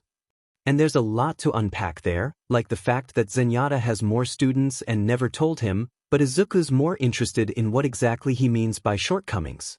Wait, what? Izuku asks, eyebrows furrowing slightly. How? He's much more experienced than I am when it comes to creating a workout plan, despite his own situation. I think you will like him. Zenyatta finishes cheerily, as if it explained everything instead of the reality of making Izuku feel even more confused. Why would I need a workout plan? Izuku eventually questions, eyeing his teacher in confusion. Zenyatta laughs, a low, synthetic sound. Like I said, I've helped train you with your quirk. But you've told me multiple times before that a hero is more than just their power. After all, saving people is going to take physical effort, and not to insult you, my student, but in that department, he reaches over and pokes Izuku's arm. You leave much to be desired. Izuku blushed in indignation. Hey, he couldn't help that he was scrawny, after all, he's always been on the smaller side. But he had to admit that it wasn't a bad idea in the slightest. He had noted to Zenyatta and in his notebooks before that certain heroes could benefit from improving their own physical strength, but for some reason he had never applied that to himself. In hindsight, Izuku realizes that had been pretty stupid of him, since his own quirk wasn't going to be any help in a combat situation. That would leave him with his own two hands, and as much as he hated to say it, but right now he definitely was going to be the weaker one in a fist fight. As much as Izuku begged and pleaded afterwards, Zenyatta refused to give him any more information about the mysterious new student, leaving him to worry and overthink about who his new teacher was going to be. Would they be like Zenyatta? Another Omnic? Or would they be stricter? Maybe more relaxed? Were they even a monk? Or, heaven forbid, what if they were like his teachers at school? Something tells him that Zenyatta wouldn't have a student like that. The next day, Izuku rushes home from school, so anxious yet excited to finally get it over with. He forgoes his homework, making a mental note to do it afterwards, and throws himself into his room, neatly folding up a blanket and sitting on top of it. He focused on his breathing, noting at one point that his nerves were making it longer to relax, but when the familiar feeling of the iris washes over him, he lets his excitement come back to the forefront of his mind. He hits the ground running, rushing through the monastery and sticking his head in rooms just long enough to ensure that Zenyatta wasn't there, for once cursing the Omnic's strange tendency to change their meet-up room every day. Midoriya? Are you here now? Izuku grins, turning on his heel and heading to one of the bigger meditation rooms, following the call's direction. He grabs the door and throws it open, taking in the room's occupants.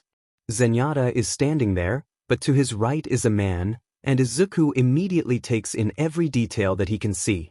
He's not quite as tall as Zenyatta, but still towers over Izuku.